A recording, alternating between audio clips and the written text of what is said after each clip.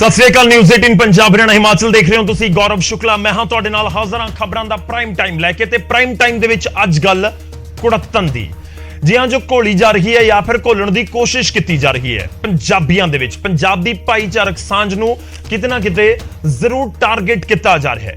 ਪਟਿਆਲਾ ਦੇ ਵਿੱਚ ਘਟਨਾ ਵਾਪਰੀ ਕਾਲੀ ਮਾਤਾ ਮੰਦਿਰ ਦੇ ਬਾਹਰ, ਚਰਚ ਦੇ ਵਿੱਚ ਭੰਨਤੋੜ ਹੋਈ ਪੱਟੀ ਤਰਨਤਾਰਨ ਦੇ ਵਿੱਚ, ਤੇ ਹੁਣ ਬਿਆਸ ਦੇ ਪੈਰੋਕਾਰ ਅਤੇ ਦੂਜੇ ਪਾਸੇ ਨਿਹੰਗ ਸਿੰਘ ਜਥੇਬੰਦੀਆਂ ਆਮੋ ਸਾਹਮਣੇ ਹੋਈਆਂ। ਅੱਜ ਚਰਚਾ ਇਸ ਮੁੱਦੇ ਦੇ ਉੱਤੇ, ਕਿਉਂਕਿ ਇਹ ਬਹੁਤ ਚਿੰਤਾ ਵਾਲੀ ਗੱਲ ਹੈ। ਇਹ ਆਮ ਤੌਰ ਤੇ ਪੰਜਾਬ ਦੇ ਵਿੱਚ ਨਹੀਂ ਸੁਣਿਆ ਜਾਂਦਾ ਕਿ ਦੋ ਧਿਰਾਂ ਜੋ ਵੱਖ-ਵੱਖ ਧਰਮ ਨੂੰ ਰਿਪਰੈਜ਼ੈਂਟ ਕਰਦੀਆਂ ਹੋਣ ਜਾਂ ਫਿਰ ਵੱਖ-ਵੱਖ ਧਰਮਾਂ ਦੇ ਨਾਲ ਜੁੜੀਆਂ ਹੋਣ, ਉਹ ਆਪਸ ਦੇ ਵਿੱਚ ਭਿੜ ਜਾਣ। ਇਹ ਪੰਜਾਬ ਦੇ ਵਿੱਚ ਭਾਈਚਾਰਕ ਸਾਂਝ ਦਾ ਤਾਂ ਲਾਜ਼ਮੀ ਤੌਰ ਤੇ ਕੋਈ ਸੁਨੇਹਾ ਨਹੀਂ ਹੈ। ਅੱਜ ਜ਼ਿਕਰ ਔਰ ਚਰਚਾ ਇਸ ਦੇ ਉੱਤੇ। ਪੁਆਇੰਟ ਨੰਬਰ 1 ਕਿ ਪੰਜਾਬ ਦੇ ਸ਼ਾਂਤੀ ਨੂੰ ਟਾਰਗੇਟ ਕੀਤਾ ਜਾ ਰਿਹਾ ਹੈ। ਜੇ ਟਾਰਗੇਟ ਕੀਤਾ ਜਾ ਰਿਹਾ ਤਾਂ ਉਹ ਕੌਣ ਨੇ ਜੋ ਟਾਰਗੇਟ ਕਰ ਰਹੇ ਨੇ। ਪੁਆਇੰਟ ਨੰਬਰ 2 ਕਿ ਕਾਨੂੰਨ ਵਿਵਸਥਾ ਦੇ ਨਾਲ ਜੋੜ ਕੇ ਦੇਖਿਆ ਜਾਵੇ ਇਸ ਪੂਰੇ ਇਸ਼ੂ ਨੂੰ ਕਿ ਕਾਨੂੰਨ ਵਿਵਸਥਾ ਇਸ ਤਰੀਕੇ ਦੀ ਹੈ, ਇਸ ਵਜ੍ਹਾ ਦੇ ਨਾਲ ਇਹ ਹੋ ਰਿਹਾ ਹੈ। ਪੁਆਇੰਟ ਨੰਬਰ 3 ਕਿ ਇਹ ਜਿਹੜੀਆਂ ਵੱਖ-ਵੱਖ ਘਟਨਾਵਾਂ ਵਾਪਰੀਆਂ ਨੇ, ਉਹ ਚਾਹੇ ਪਟਿਆਲਾ ਦੇ ਵਿੱਚ ਹੋਵੇ ਜਾਂ ਫਿਰ ਚਰਚ ਵਾਲਾ ਪੂਰਾ ਮਾਮਲਾ ਆਇਆ ਹੋਵੇ ਜਾਂ ਫਿਰ ਹੁਣ ਬਿਆਸ ਡੇਰੇ ਵਾਲਾ, ਕਿ ਆਪਸ ਦੇ ਵਿੱਚ ਕੋਈ ਲਿੰਕ ਜੁੜਦਾ ਹੈ। ਕਿਉਂਕਿ ਪੰਜਾਬ ਦੇ ਵਿੱਚ ਹੋਰ ਵੀ ਕਈ ਘਟਨਾਵਾਂ ਵਾਪਰੀਆਂ ਨੇ, ਉਹ ਚਾਹੇ ਸਿੱਧੂ ਮੂਸੇਵਾਲਾ ਦਾ ਕਤਲ ਹੋਵੇ ਜਾਂ ਕੁਝ ਹੋਰ ਇਨਸੀਡੈਂਟਸ ਹੋਣ, ਜਿਨ੍ਹਾਂ ਨੂੰ ਕਾਨੂੰਨ ਵਿਵਸਥਾ ਦੇ ਨਾਲ ਜੋੜ ਕੇ ਵਿਰੋਧੀਆਂ ਨੇ ਦੇਖਿਆ ਤਾਂ ਕਿ ਬਾਕੀ ਸਭ ਕੁਝ ਆਪਸ ਦੇ ਵਿੱਚ ਜੁੜ ਰਿਹਾ ਹੈ ਤੇ ਸੂਈ ਸਿੱਧੀ ਘੁੰਮ ਕੇ ਕਾਨੂੰਨ ਵਿਵਸਥਾ ਦੇ ਮੁੱਦੇ ਉੱਤੇ ਪਹੁੰਚਦੀ ਹੈ। ਅੱਜ ਚਰਚਾ ਇਸ ਮੁੱਦੇ ਉੱਤੇ ਹੀ ਕਰਾਂਗੇ। ਇਹ ਚਰਚਾ ਹੋਣੀ ਇਸ ਕਰਕੇ ਵੀ ਜ਼ਰੂਰੀ ਹੈ ਕਿਉਂਕਿ ਜੇਕਰ ਅਮਨ ਸ਼ਾਂਤੀ ਹੈ, ਅਮਨ ਸ਼ਾਂਤੀ ਦੇ ਵਿੱਚ ਹੀ ਲੋਕ ਆਰਾਮ ਦੇ ਨਾਲ ਰਹਿ ਸਕਣਗੇ, ਸੂਬਾ ਤਰੱਕੀ ਕਰ ਸਕੇਗਾ। ਜਿਹੜੀਆਂ ਔਕੜਾਂ ਜਾਂ ਦਿੱਕਤਾਂ ਮੁਸ਼ਕਲਾਂ ਪੰਜਾਬ ਦੇ ਦਰਪੇਸ਼ ਇਸ ਸਮੇਂ ਨਜ਼ਰ ਆਉਂਦੀਆਂ ਨੇ, ਉਹਨਾਂ ਦਾ ਹੱਲ ਕੀਤਾ ਤਾਂ ਹੀ ਜਾ ਸਕਦਾ ਹੈ ਜੇ ਅਮਨ ਸ਼ਾਂਤੀ ਹੋਏਗੀ। ਅੱਜ ਚਰਚਾ ਇਸ ਦੇ ਉੱਤੇ ਕਿ ਪੰਜਾਬ ਦੇ ਵਿੱਚ ਇਹ ਫਿਰਕੂ ਟੈਂਸ਼ਨ ਕਿਉਂ ਨਜ਼ਰ ਆ ਰਹੀ ਹੈ।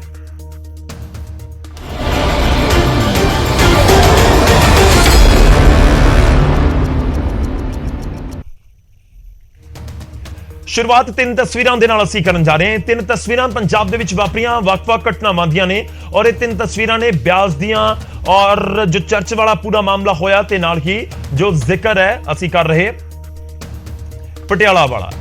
ਜੀ ਹਾਂ, ਤਣਾਅ ਬਰਕਰਾਰ ਹੈ ਬਿਆਸ ਦੇ ਵਿੱਚ। ਜੋ ਤਣਾਅ ਹੈ, ਭਾਰੀ ਪੁਲਿਸ ਬਲ ਉੱਥੇ ਤੈਨਾਤ ਕੀਤਾ ਗਿਆ। ਇੱਕ ਦਿਨ ਪਹਿਲਾਂ ਉੱਥੇ ਝੜਪ ਹੋਈ ਸੀ ਤੇ ਉਸ ਤਰੀਕੇ ਨਾਲ ਇਹ ਸਵਾਲ ਉੱਠ ਰਹੇ ਨੇ ਕਿ ਆਖਿਰ ਇਹ ਸਿਚੁਏਸ਼ਨ ਬਣ ਕਿਉਂ ਰਹੀ। ਕੀ ਪੰਜਾਬ ਦੇ ਵਿੱਚ ਵੱਧ ਰਿਹਾ ਹੈ ਫਿਰਕੂ ਤਣਾਅ? ਕੀ ਪੰਜਾਬ 'ਚ ਕਮਜ਼ੋਰ ਹੋ ਰਹੀ ਹੈ ਭਾਈਚਾਰਕ ਸਾਂਝ? ਕੀ ਲਾਚਾਰ ਹੋ ਗਈ ਹੈ ਸੂਬੇ ਦੀ ਕਾਨੂੰਨ ਵਿਵਸਥਾ?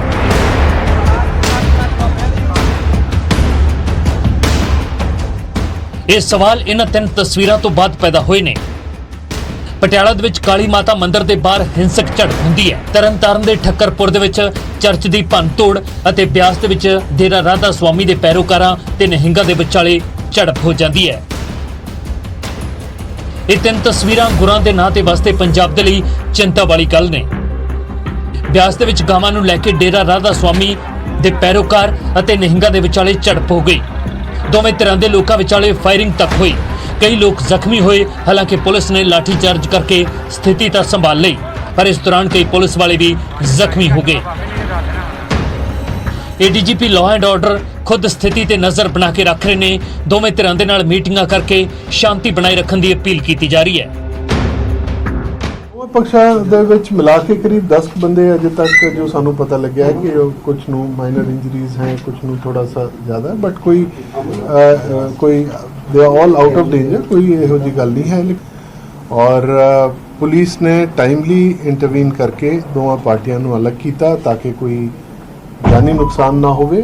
ਔਰ ਜਿਹੜੇ ਵੀ ਵਿਅਕਤੀ ਇਸ ਘਟਨਾ ਦੇ ਵਿੱਚ ਦੋਸ਼ੀ ਪਾਏ ਜਾਣਗੇ, without being we will be very fair in our investigation। ਜਿਨ੍ਹਾਂ ਲੋਕਾਂ ਨੇ ਇਹ ਘਟਨਾ ਨੂੰ ਅੰਜਾਮ ਦਿੱਤਾ ਹੈ ਜਾਂ ਜਿਨ੍ਹਾਂ ਦਾ ਮਾੜਾ ਮੋਟਿਵ ਸੀ, ਉਹਨਾਂ ਨੂੰ ਨਹੀਂ ਬਖਸ਼ਿਆ ਜਾਏਗਾ। ਕਾਨੂੰਨ ਆਪਣੀ ਕਾਰਵਾਈ ਕਰੇ। ਬਿਆਸ ਦੇ ਵਿੱਚ ਪੁਲਿਸ ਨੇ ਭਾਵੇਂ ਸਥਿਤੀ ਤਾਂ ਸੰਭਾਲ ਲਈ, ਪਰ ਇਸ ਘਟਨਾ ਨੇ ਦੋਵੇਂ ਧਿਰਾਂ ਦੇ ਵਿਚਾਲੇ ਨਫ਼ਰਤ ਪੈਦਾ ਕੀਤੀ ਹੈ। ਇਹ ਮਸਲਾ ਸਿਰਫ ਬਿਆਸ ਤੱਕ ਸੀਮਤ ਨਹੀਂ। ਪਟਿਆਲਾ ਤੇ ਤਰਨਤਾਰਨ ਦੀਆਂ ਘਟਨਾਵਾਂ ਵੀ ਸੂਬੇ ਦੇ ਸਮਾਜਿਕ ਤਾਣੇ ਬਾਣੇ ਦੇ ਵਿੱਚ ਆ ਰਹੀ ਤਲਖੀ ਨੂੰ ਬਿਆਨ ਕਰਦੀਆਂ ਨੇ। ਇਹ ਘਟਨਾਵਾਂ ਜਿੱਥੇ ਸਮਾਜਿਕ ਤੌਰ ਤੇ ਚਿੰਤਾ ਵਾਲੀ ਗੱਲ ਨੇ, ਉੱਥੇ ਹੀ ਪੰਜਾਬ ਅੰਦਰ ਕਾਨੂੰਨ ਵਿਵਸਥਾ ਦੀ ਕਮਜ਼ੋਰੀ ਨੂੰ ਵੀ ਬਿਆਨ ਕਰਦੀਆਂ ਨੇ। ਕਿਉਂਕਿ ਜੇ ਕਾਨੂੰਨ ਵਿਵਸਥਾ ਚੁਸਤ ਦਰੁਸਤ ਹੋਵੇ ਤਾਂ ਅਜਿਹੀਆਂ ਘਟਨਾਵਾਂ ਨੂੰ ਸਮੇਂ ਤੋਂ ਪਹਿਲਾਂ ਰੋਕਿਆ ਜਾ ਸਕਦਾ ਹੈ। Bureau report, news 18। ਤੇ ਚਿੰਤਾ ਵਾਲੀ ਗੱਲ ਹੈ। ਇਹ ਚਿੰਤਾ ਵਾਲੀ ਗੱਲ ਇਸ ਕਰਕੇ ਹੈ, ਜੋ ਮੈਂ ਸ਼ੁਰੂਆਤ 'ਚ ਕਿਹਾ ਕਿ ਨਹੀਂ ਹੁੰਦਾ ਆਮ ਤੌਰ ਤੇ ਪੰਜਾਬ ਦੇ ਵਿੱਚ ਇਸ ਤਰੀਕੇ ਦਾ। ਦੁਨੀਆ ਭਰ ਦੇ ਵਿੱਚ ਜਿੱਥੇ ਦੇਸ਼ ਦੀਆਂ ਬਹੁਤ ਸਾਰੀਆਂ ਉਦਾਹਰਨਾਂ ਦਿੱਤੀਆਂ ਜਾਂਦੀਆਂ ਨੇ, ਪੰਜਾਬ ਵੀ ਉਹਨਾਂ ਦੇ ਵਿੱਚ ਮੋਹਰੀ ਹੁੰਦਾ ਹੈ ਜਦੋਂ ਭਾਈਚਾਰਕ ਸਾਂਝ ਦਾ ਜ਼ਿਕਰ ਕੀਤਾ ਜਾਂਦਾ ਹੈ। ਪੰਜਾਬ ਦੇ ਵਿੱਚ ਵੱਖ-ਵੱਖ ਧਰਮਾਂ ਦੇ ਲੋਕ ਰਹਿੰਦੇ ਨੇ ਔਰ ਹਮੇਸ਼ਾ ਤੋਂ ਇਹ ਰਹਿੰਦੇ ਆਏ ਨੇ ਔਰ ਅੱਜ ਤੱਕ ਇਸ ਤਰੀਕੇ ਦੀ ਸਿਚੁਏਸ਼ਨ ਬਣਦੀ ਨਜ਼ਰ ਨਹੀਂ ਆਈ ਸੀ। ਇੱਕ ਦੌਰ ਜ਼ਰੂਰ ਸੀ ਉਸ ਪੰਜਾਬ ਦੇ ਵਿੱਚ ਉਸ ਸਮੇਂ ਦਾ, ਪਰ ਵੱਖਰਾ ਪੰਜਾਬ ਹੈ, ਮਾਡਰਨ ਪੰਜਾਬ ਇਸ ਨੂੰ ਕਿਹਾ ਜਾਂਦਾ ਹੈ। ਇਸ ਸਭ ਦੇ ਵਿਚਾਲੇ ਫਿਰਕੂ ਤਣਾਅ ਕਿਉਂ ਹੈ, ਇਸ ਦੇ ਉੱਤੇ ਗੱਲ ਬਾਤ ਕਰਾਂਗੇ। ਮੈਂ ਸਭ ਤੋਂ ਪਹਿਲਾਂ ਤੁਹਾਡਾ ਤਾਰਫ ਕਰਵਾਉਣਾ ਅੱਜ ਦੇ ਮਹਿਮਾਨਾਂ ਦੇ ਨਾਲ, ਜਿਹੜੇ ਮਹਿਮਾਨ ਅੱਜ ਸਾਡੇ ਨਾਲ ਚਰਚਾ ਦੇ ਵਿੱਚ ਸ਼ਾਮਲ ਹੋ ਰਹੇ ਨੇ। ਚਰਚਾ ਆਪਾਂ ਕਰਾਂਗੇ ਇਸ ਮੁੱਦੇ ਦੇ ਉੱਤੇ ਔਰ ਸਾਡੇ ਨਾਲ ਕੰਵਰ ਹਰਪ੍ਰੀਤ ਸਿੰਘ ਜੀ ਜੁੜ ਰਹੇ ਨੇ ਜੋ ਕਿ ਰਿਪਰੈਜ਼ੈਂਟ ਕਰਨਗੇ ਕਾਂਗਰਸ ਨੂੰ। ਸਵਾਗਤ ਹੈ ਸਰ ਤੁਹਾਡਾ ਬਹੁਤ-ਬਹੁਤ। ਸਾਡੇ ਨਾਲ ਅਰਸ਼ਦੀਪ ਕਲੇਰ ਜੀ ਜੁੜ ਰਹੇ ਨੇ, ਸ਼੍ਰੋਮਣੀ ਅਕਾਲੀ ਦਲ ਨੂੰ ਰਿਪਰੈਜ਼ੈਂਟ ਕਰਨਗੇ। ਕਲੇਰ ਸਾਹਿਬ ਬਹੁਤ-ਬਹੁਤ ਸਵਾਗਤ ਹੈ। ਤੇ ਇਸ ਦੇ ਨਾਲ ਹੀ ਸਾਡੇ ਨਾਲ ਬੀਜੇਪੀ ਤੋਂ ਅਨਿਲ ਸਰੀਨ ਸਾਹਿਬ ਜੁੜ ਰਹੇ ਨੇ। ਸਰੀਨ ਸਾਹਿਬ ਬਹੁਤ-ਬਹੁਤ ਸਵਾਗਤ ਹੈ ਤੁਹਾਡਾ ਵੀ। ਮੈਂ ਸ਼ੁਰੂਆਤ ਦੇ ਵਿੱਚ ਹੀ ਕਲੀਅਰ ਕਰ ਦਵਾਂ ਆਪਣੇ ਦਰਸ਼ਕਾਂ ਨੂੰ, ਆਮ ਆਦਮੀ ਪਾਰਟੀ ਹਾਕਮ ਤੇ ਰਹੇ ਇਸ ਸਮੇਂ ਅਸੀਂ ਇਨਵਾਈਟ ਇਸ ਮੁੱਦੇ ਦੇ ਉੱਤੇ ਕੀਤਾ ਸੀ, ਉਹਨਾਂ ਨੇ ਆਪਣਾ ਨੁਮਾਇੰਦਾ ਇਸ ਚਰਚਾ 'ਚ ਸ਼ਾਮਲ ਹੋਣ ਦੇ ਲਈ ਨਹੀਂ ਭੇਜਿਆ ਹੈ। ਮੈਂ ਸ਼ੁਰੂਆਤ ਕਰਦਾ ਸਟੂਡੀਓ ਦੇ ਵਿੱਚ ਸਾਡੇ ਨਾਲ ਕਲੇਰ ਸਾਹਿਬ ਜੁੜੇ ਹੋਏ ਨੇ, ਐਸਜੀਪੀਸੀ ਨੂੰ ਰਿਪਰੈਜ਼ੈਂਟ ਕਰ ਰਹੇ ਨੇ। ਕਲੇਰ ਸਾਹਿਬ ਦੇਖੋ, ਬੜਾ ਕਲੀਅਰ ਹੈ ਕਿ ਸਿਆਸਤ ਕੋਈ ਵੀ ਹੋਵੇ, ਸਿਆਸੀ ਪਾਰਟੀ ਤੁਸੀਂ ਕਿਸੇ ਨੂੰ ਵੀ ਰਿਪਰੈਜ਼ੈਂਟ ਕਰੋ, ਪਰ ਇੱਕ ਟੀਚਾ ਸਭ ਦਾ ਜ਼ਰੂਰ ਹੁੰਦਾ ਕਿ ਪੰਜਾਬ ਦੀ ਜਿਹੜੀ ਅਮਨ ਸ਼ਾਂਤੀ ਹੈ ਉਹ ਬਰਕਰਾਰ ਰਹੇ, ਬਹਾਲ ਰਹੇ। ਬਿਆਸ ਵਾਲਾ ਇਨਸੀਡੈਂਟ ਤੁਹਾਨੂੰ ਕੀ ਲੱਗਦਾ ਹੈ ਕਿ ਇਸ ਨੂੰ ਫਿਰਕੂ ਤਣਾਅ ਦੇ ਨਾਲ ਜੋੜਿਆ ਜਾਣਾ ਚਾਹੀਦਾ ਹੈ? ਨਹੀਂ, ਜੇ ਨਹੀਂ ਤਾਂ ਕਿਉਂ? ਦੂਜੇ ਪਾਸੇ ਕਿ ਵਾਕਈ ਲਾਅ ਐਂਡ ਆਰਡਰ ਦੇ ਨਾਲ ਜੋੜਿਆ ਜਾਵੇ ਜਾਂ ਨਾ? ਗੌਰਵ ਜੀ, ਸਭ ਤੋਂ ਪਹਿਲਾਂ ਮੈਂ ਛੋਟਾ ਜਿਹਾ ਕਰੈਕਟ ਕਰ ਦਿਆਂ ਕਿ ਮੈਂ ਸ਼੍ਰੋਮਣੀ ਅਕਾਲੀ ਦਲ ਦਾ ਬੁਲਾਰਾ ਹਾਂ। ਸ਼੍ਰੋਮਣੀ ਗੁਰਦੁਆਰਾ ਪ੍ਰਬੰਧਕ ਕਮੇਟੀ ਦੇ ਆਪਣੇ ਬੁਲਾਰੇ ਨੇ, ਉਹ ਆਪਣੀ ਗੱਲ ਰੱਖਣਗੇ, ਮੈਂ ਸ਼੍ਰੋਮਣੀ ਅਕਾਲੀ ਦਲ ਦੀ ਗੱਲ ਰੱਖਾਂ ਜੀ। ਔਰ ਮੈਂ ਗੌਰਵ ਜੀ ਇਹ ਗੱਲ ਉਰੋਂ ਸ਼ੁਰੂ ਕਰਦਾ ਹਾਂ ਕਿ ਜਿਹੜਾ ਪੰਜਾਬ ਹੈ ਇਹਦਾ ਅਸਲ ਗਹਿਣਾ ਹੀ ਅਮਨ ਸ਼ਾਂਤੀ ਤੇ ਭਾਈਚਾਰਕ ਸਾਂਝ ਹੈ। ਪੰਜਾਬ ਨੇ ਆਪਣੇ ਪਿੰਡੇ ਤੇ ਬਹੁਤ ਕੁਝ ਹੰਡਾਇਆ 47 84, ਪਰ ਕਦੇ ਉਰੇ ਅਮਨ ਤੇ ਭਾਈਚਾਰਕ ਸਾਂਝ ਨੂੰ ਲਾਂਬੂ ਨਹੀਂ ਲੱਗਿਆ ਜਿਸ ਤਰੀਕੇ ਦੇ ਨਾਲ ਅੱਜ ਪੰਜਾਬ ਦੇ ਹਾਲਾਤ ਨੇ। ਔਰ ਇਹ ਕੋਇਨਸੀਡੈਂਸ ਹੈ ਜਾਂ ਇਹਦੇ 'ਚ ਕੁਝ ਹਕੀਕਤ ਹੈ, ਉਹ ਤਾਂ ਪ੍ਰਮਾਤਮਾ ਨੂੰ ਪਤਾ, ਜਾਂ ਕੋਈ ਬਹੁਤ ਜੇ ਕਰੜੀ ਜਾਂਚ ਹੋਵੇ ਫਿਰ ਸਾਹਮਣੇ ਆਏਗਾ। ਪਰ ਜਿਸ ਦਿਨ ਦਾ ਪੰਜਾਬ ਦੇ ਵਿੱਚ ਆਮ ਆਦਮੀ ਪਾਰਟੀ ਦੀ ਐਂਟਰੀ ਹੋਈ ਹੈ, ਉਸ ਤੋਂ ਬਾਅਦ ਜਿਹੜੇ ਇਹੋ ਜਿਹੇ ਇਨਸੀਡੈਂਟ ਨੇ ਪੰਜਾਬ ਦੇ ਵਿੱਚ ਇਹ ਵੱਧਦੇ ਹੀ ਤੁਰੇ ਜਾ ਰਹੇ ਨੇ। ਪਟਿਆਲੇ ਦੇ ਵਿੱਚ ਜੋ ਹੋਇਆ, ਆਪਾਂ ਸਾਰਿਆਂ ਨੇ ਦੇਖਿਆ ਕਿ ਕਿਸ ਤਰੀਕੇ ਦੇ ਨਾਲ ਦੋ ਸਮੁਦਾਇ ਇੱਕ ਦੂਜੇ ਦੇ ਸਾਹਮਣੇ ਖੜੇ ਹੋ ਗਏ। 10 ਦਿਨ ਤੱਕ ਫੇਸਬੁੱਕ ਦੇ ਉੱਤੇ ਧਮਕੀਆਂ ਦੀ ਵਾਰ ਚੱਲੀ ਤੇ ਉਸ ਤੋਂ ਬਾਅਦ ਉੱਥੇ ਗੋਲੀ ਚੱਲਦੀ ਹੈ, ਗੋਲੀ ਦੇ ਵਿੱਚ ਇੱਕ ਸਿੱਖ ਜ਼ਖਮੀ ਹੁੰਦਾ ਹੈ, ਪਰ ਅੱਜ ਤੱਕ ਮੁੱਖ ਮੰਤਰੀ ਸਾਹਿਬ ਨੂੰ ਇਹਨਾਂ ਨੇ ਸੰਬੋਧਨ ਨਹੀਂ ਕੀਤਾ, ਜਿਹੜੇ ਗੋਲੀ ਦੀ ਸਭ ਤੋਂ ਵੱਡੀ ਸਿਆਸਤ ਜਿਹੜੀ ਪਾਰਟੀ ਕਰਦੀ ਰਹੀ ਹੈ। ਔਰ ਜੋ ਕੱਲ ਬਿਆਸ ਦੇ ਵਿੱਚ ਹੋਇਆ ਉੱਥੇ ਵੀ ਇਸੇ ਤਰੀਕੇ ਦਾ ਹੈ। ਔਰ ਚਰਚ ਤੋੜਨ ਦੀ ਮੰਦਭਾਗੀ ਘਟਨਾ ਉਹ ਵੀ ਇਹਦਾ ਹੀ ਹਿੱਸਾ ਹੈ ਜੀ। ਤਾਂ ਇੱਥੋਂ ਤਾਂ ਇੱਕ ਗੱਲ ਸਪਸ਼ਟ ਹੁੰਦੀ ਹੈ ਕਿ ਪੰਜਾਬ ਦੇ ਵਿੱਚ ਜਿਹੜਾ ਲਾਅ ਐਂਡ ਆਰਡਰ ਹੈ ਉਹ ਪੰਜਾਬ ਸਰਕਾਰ ਤੋਂ ਸੰਭਲ ਨਹੀਂ ਰਿਹਾ, ਮੁੱਖ ਮੰਤਰੀ ਭਗਵੰਤ ਮਾਨ ਤੋਂ ਤੁਸੀਂ ਇੱਕ ਦਿਨ ਪਹਿਲਾਂ ਲਾਅ ਐਂਡ ਆਰਡਰ ਦੇ ਨਾਲ ਸੰਭਲ ਨਹੀਂ ਰਿਹਾ ਜੀ। ਇੱਕ ਦਿਨ ਪਹਿਲਾਂ ਜੋ ਬਿਆਸ ਦੇ ਵਿੱਚ ਹੋਇਆ ਉਹਨੂੰ ਵੀ ਲਾਅ ਐਂਡ ਆਰਡਰ ਦੇ ਨਾਲ ਜੋੜਦੇ ਹੋ ਕਿਉਂ? ਲੋਕ ਜਾਣਨਾ ਚਾਹੁੰਦੇ ਨੇ ਨਾ ਕਿ ਕਿਉਂ। ਦੇਖੋ, ਜੋ ਲੋਕਾਂ ਨੂੰ ਹੁਣ ਤੱਕ ਸਮਝ ਆਇਆ, ਜੋ ਜਾਣਕਾਰੀ ਹੈ ਕਿ ਪਸ਼ੂ ਚਰਾਨ ਨੂੰ ਲੈ ਕੇ ਪੂਰਾ ਮਾਮਲਾ ਸੀ, ਉਸ ਤੋਂ ਬਾਅਦ ਇਹ ਵਾਧਾ ਦੋ ਧਿਰਾਂ ਦੇ ਵਿਚਾਲੇ ਬਹੁਤ ਜ਼ਿਆਦਾ ਇੱਕ ਵੱਡਾ ਰੂਪ ਧਾਰਨ ਕਰ ਗਿਆ। ਤੇ ਹੁਣ ਪੁਆਇੰਟ ਇਹ ਕਿ ਇੱਕ ਪਾਸੇ ਡੇਰੇ ਦੇ ਪੈਰੋਕਾਰ ਸੀ ਤੇ ਦੂਜੇ ਪਾਸੇ ਨਿਹੰਗ ਜਥੇਬੰਦੀਆਂ ਸੀ। ਲਾਅ ਐਂਡ ਆਰਡਰ ਨਜ਼ਰ ਆਉਂਦਾ ਤੁਹਾਨੂੰ ਇੱਥੇ ਵੀ? ਮੈਂ ਗੌਰਵ ਜੀ ਬੜੇ ਸਪਸ਼ਟ ਤੌਰ ਤੇ ਕਹਿਣਾ ਕਿ ਅਗਰ ਸੂਬੇ ਦੇ ਵਿੱਚ ਐਸੀ ਕੋਈ ਸਥਿਤੀ ਬਣਦੀ ਹੈ ਜੀ, ਅਗਰ ਦੋ ਸਮੁਦਾਇ ਇੱਕ ਦੂਜੇ ਦੇ ਸਾਹਮਣੇ ਖੜੇ ਹੁੰਦੇ ਨੇ, ਤਾਂ ਸਾਡੀਆਂ ਏਜੰਸੀਆਂ ਨੂੰ ਕੀ ਇਹ ਚੀਜ਼ਾਂ ਪਤਾ ਨਹੀਂ ਲੱਗ ਰਹੀਆਂ ਕਿ ਮੁੱਖ ਮੰਤਰੀ ਆਪਣਾ ਡਿਪਾਰਟਮੈਂਟ ਚਲਾਉਣ ਦੇ ਵਿੱਚ ਨਾਕਾਮ ਨੇ? ਕਿਉਂਕਿ ਪੰਜਾਬ ਦੇ ਵਿੱਚ ਇਸ ਤਰੀਕੇ ਦੀ ਜਿਹੜੀ ਫਿਰਕੂ ਹਿੰਸਾ ਹੈ ਇਹ ਨਹੀਂ ਅਸੀਂ ਕਦੇ ਦੇਖੀ ਸੀ। ਪੰਜਾਬ ਦੇ ਵਿੱਚ ਅਸੀਂ ਇਹ ਨਹੀਂ ਕਦੇ ਦੇਖਿਆ ਸੀ, ਅੱਤਵਾਦ ਦੇ ਸਮੇਂ ਦੇ ਵਿੱਚ ਵੀ ਨਹੀਂ ਦੇਖਿਆ ਸੀ ਕਿ ਪੁਲਿਸ ਦੇ ਹੈੱਡਕੁਆਰਟਰ ਦੇ ਉੱਤੇ ਰਾਕਟ ਲਾਂਚਰ ਵੱਜ ਜੇ। ਪੰਜਾਬ ਦੇ ਵਿੱਚ ਅਸੀਂ ਇਹ ਨਹੀਂ ਕਦੇ ਦੇਖਿਆ ਸੀ ਕਿ ਖੁਫੀਆ ਵਿਭਾਗ ਦੇ ਜਾਂ ਗ੍ਰਹਿ ਵਿਭਾਗ ਦੇ ਦਸਤਾਵੇਜ਼ ਲੀਕ ਹੋ ਜਾਣ ਤੇ ਉਹ ਲੀਕ ਹੋਣ ਤੋਂ ਬਾਅਦ ਉਰੇ ਇੱਕ ਸਿੰਗਰ ਦਾ ਕਤਲ ਹੋ ਜਾਏ। ਕਿਉਂਕਿ ਇਹ ਤਾਂ ਹੁਣ ਪੰਜਾਬ ਪੁਲਿਸ ਦੀ ਆਪਣੀ ਇਨਵੈਸਟੀਗੇਸ਼ਨ ਮੰਨਦੀ ਹੈ ਕਿ ਜਦੋਂ ਉਹ ਦਸਤਾਵੇਜ਼ ਲੀਕ ਹੋਏ ਫਿਰ ਸਿੱਧੂ ਮੂਸੇਵਾਲੇ ਨੂੰ ਮਾਰਨ ਦੀ ਪਲੈਨਿੰਗ ਹੋਈ।